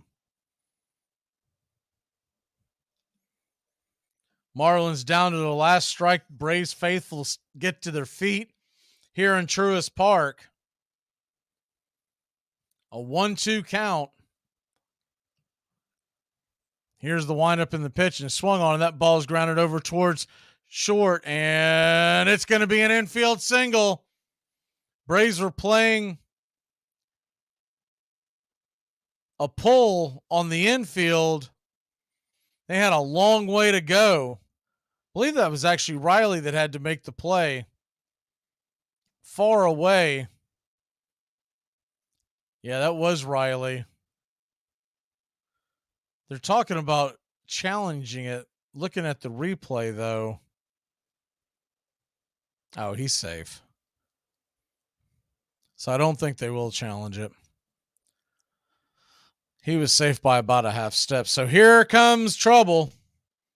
Jorge Soler, runners on first and second, 2 away. The first pitch to Soler is outside wide for a ball. It's 1-0.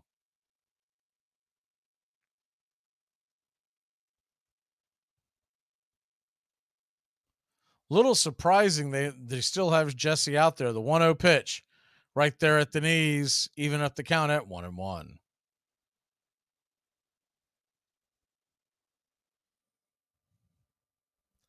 Braves lead, but the tying runs at home plate. The 1-1 pitch, swing, and that ball is hammered back foul.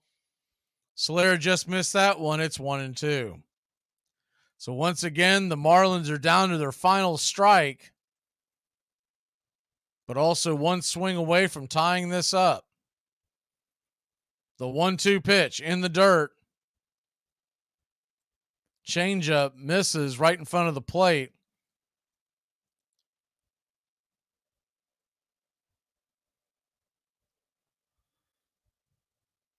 So a 2-2 count. Deuces are wild. 2 on, 2 out. A 2-2 pitch to the number 2 hitter, Jorge Soler. Here's the windup and swing, and that ball's fouled down the line. We'll do it again at 2-2.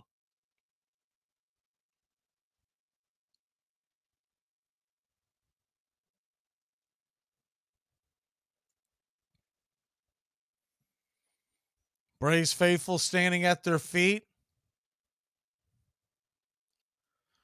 Runners on first and second, 2 away.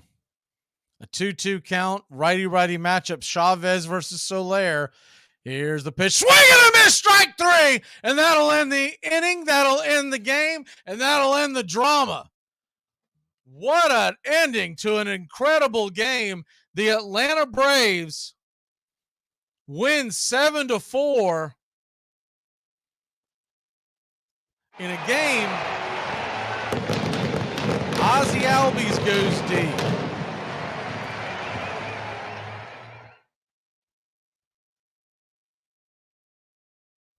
You had a game where Charlie Morton pitched one heck of a gem, and then the bullpen once again kind of fell apart there at the end. 7 innings pitched. 1-run ball by Charlie Morton, 9 strikeouts on the night. Dylan Lee pitched 1/3 of an inning and gave up 2 runs. Chavez pitched 1 inning and gave up a run. Time of the game tonight is just past 2.5 hours, 2 hours and 32 minutes. The attendance tonight, 34,059. Charlie Morton goes to 3-2 on the season. The Marlins hoeing goes to 0-1. He pitched 3 2/3 and 4 earned runs. So the Atlanta Braves are now 2 up on the Mets, who lost tonight, 5 up on the Phillies, who lost tonight, and 4 up on the Marlins, who obviously lost tonight to the Atlanta Braves. Washington keeps pace, 7 games back. We will be back at it Thursday. And come Thursday afternoon, we're bringing every game to you from Thursday to the following Tuesday. We've got the entire series with the Mets. Friday at 7, Saturday at 4, Sunday at 1:30, and Monday at 1. And we have plans to bring many more games your way. I'll talk more about that on the Thursday broadcast. We're clearing some things up, and we're going to try to bring – we were doing 2 last year a week. We've built it up to 4. Looks like we're going to be able to get closer to 5 a week to you here on Braves Country Baseball. So for all the guys and gals behind Braves Country Baseball and Armchair Quarterback Radio, I'm Mac Magee. Y'all have a good night. Go celebrate, Braves fans. The Braves win it in a much more interesting 7-4 game than it looks like. Y'all have a good night.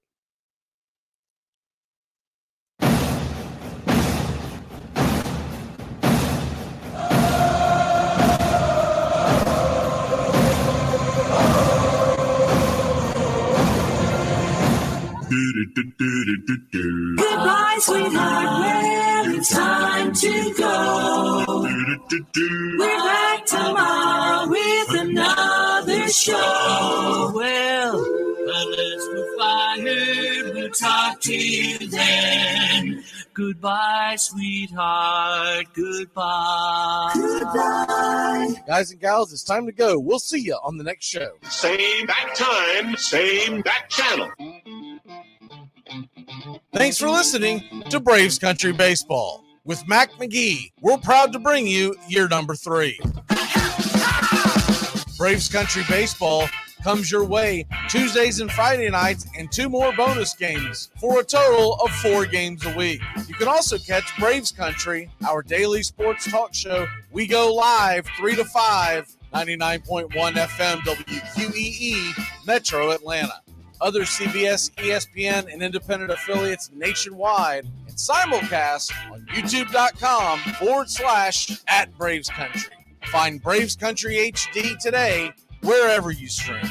Your first choice for Southern sports and the deepest bench in sports talk. Something of the 5th of September. Something of the 5th of September. She said a lot that I can't remember. Something of the 5th. Can I get another cigarette, please? Can I get another cigarette, please? Yeah, I know I live to regret it. Just give me another cigarette, please.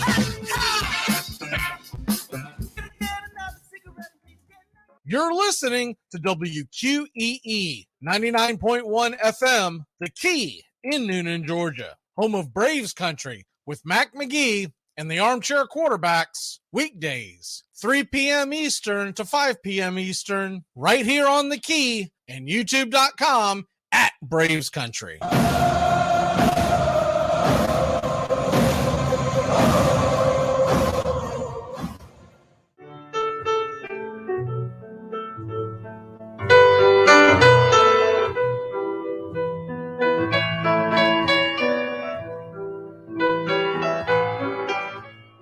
Lineup for yesterday by Ogden Ash. A is for Alex, the great Alexander. More goose eggs he pitched than a popular gander. B is for Bresnahan, back of the plate. The Cubs were his love and McGraw his hate. C is for Cobb, who grew spikes, not corn, and made all the basemen wish they weren't born. D is for Dean, the grammatical diz. When they asked who's the tops, said correctly I is. E is for Evers, his jaw in advance, never afraid to tinker with chance. F is for Fordham, and Frankie and Fish. I wish he were back with the Giants, I wish. G is for Gehrig, the pride of the stadium, his record pure gold, his courage pure radium. H is for Hornsby. When pitching to Raj, the pitcher would pitch, then the pitcher would dodge. I is for me, not a hard-hitting man, but an outstanding all-time incurable fan. J is for Johnson, the big train in his prime, was so fast he could throw 3 strikes at a time. K is for Keeler, as fresh as green paint, the fastest and mostest to hit where they ain't. L is for LaHoy, whom Clevelanders love, Napoleon himself with glue in his glove. M is for Matty, who carried a charm, in the form of an extra brain in his arm. N is for Newsom, Bobo's favorite Ken. You ask how he's here, he talked himself in. O is for Ott, of the restless right foot. When he leaned on the pellet stay put. P is for Plank, the arm of the A's. When he tangled with Matty, games lasted for days. Q is for Don Quixote, Cornelius Mac. Neither Yankees nor years can halt his attack. R is for Ruth, to tell you the truth. There's no more to be said, just R is for Ruth. S is for Speaker, swift center field tender. When the ball saw him coming, it yelled, I surrender. T is for Terry, the giant from Memphis, whose 400 average you can't overemphasize. U would be Ubel if Carl wore a Cockney, but we say Hubble in baseball like football in Rockney. V is for Vance, the Dodgers' very own Dazzy. None of his rivals could throw as fast as he. W, Wagner, the bow-legged beauty, short, close to all traffic with Honus on duty. X is the first of two X's in Fox, who was right behind Ruth with his powerful socks. Y is for Young, the magnificent sigh. People battled against him, but I never knew why. Z is for Zenith, the summit of fame. These men are up there. These men are the game. Lineup for yesterday, Ogden Ash, January 1949, Sport Magazine.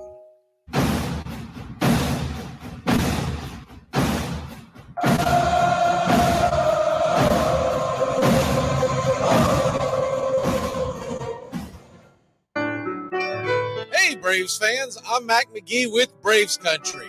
We'll be right here on the key all year long giving you Braves Country baseball, pitch by pitch, inning by inning of your Atlanta Braves. Make sure to catch Braves Country right here on the key. We go live 3 to 5. And we'll keep you up to date on the upcoming schedule for Braves Country. That's Braves Country HD and Braves Country baseball right here on the key.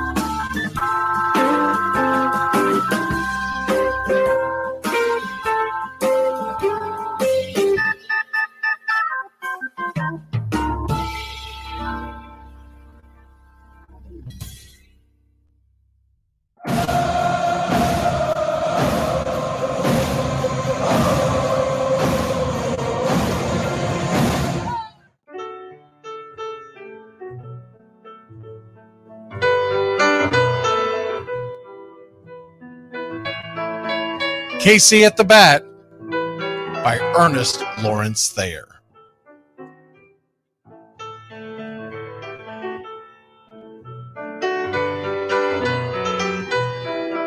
The outlook wasn't brilliant for the Mudville Nine that day. The score stood 4-2, but with 1 inning more to play. And when Cooney died at first and Barrows did the same, a pall-like silence fell upon the patrons of the game.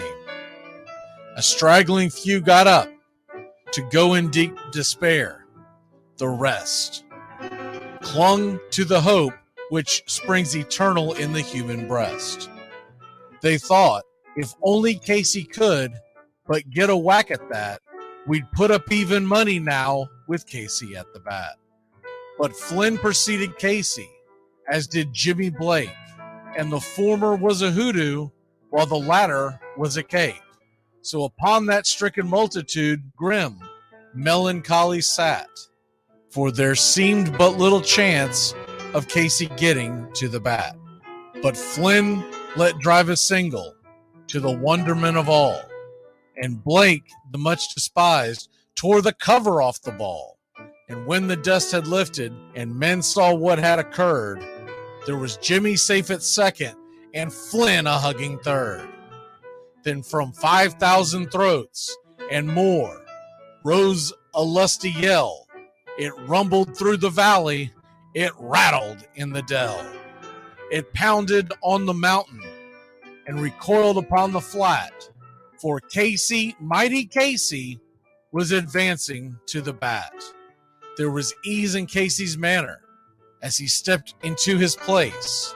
There was pride in Casey's bearing, and a smile lit Casey's face. And when responding to the cheers, he lightly doffed his hat. No stranger in the crowd could doubt 'twas Casey at the bat. 10,000 eyes were on him as he rubbed his hands with dirt. 5,000 tongues applauded when he wiped them on his shirt. Then while the writhing pitcher ground the ball into his hip, defiance flashed in Casey's eye, a sneer curled Casey's lip. And now the leather-covered sphere came hurtling through the air, and Casey stood a-watching it in a haughty grandeur there. Closed by the sturdy batsman, the ball unheeded sped. That ain't my style, said Casey. Strike one, the umpire said. From the benches black with people, there went up a muffled roar, like the beating of a storm waves on a stern and distant shore. Kill him! Kill the umpire! Shouted someone on the stand, and it's likely they'd have killed him had not Casey raised his hand. With a smile of Christian charity, great Casey's visage shone. He stilled the rising tumult. He bade the game go on.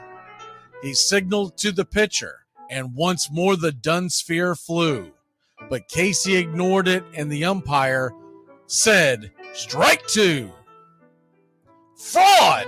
cried the maddened thousands, and echoed answered, "Fraud!" But one scornful look from Casey, and the audience was awed. They saw his face grow stern and cold. They saw his muscles strain. And they knew that Casey wouldn't let that ball go by again. The sneer is from Casey's lip. His teeth are clenched in hate. He pounds with cruel violence his bat upon the plate. And now the pitcher holds the ball. And now he lets it go. And now the air is shattered by the force of Casey's blow. Oh, somewhere in the favored land, the sun is shining bright. The band is playing somewhere, and somewhere hearts are light. And somewhere men are laughing, and somewhere children shout. But there is no joy in Mudville. Mighty Casey has struck out. Casey at the Bat, Ernest Lawrence Thayer, published June 3rd, 1888. San Francisco Examiner.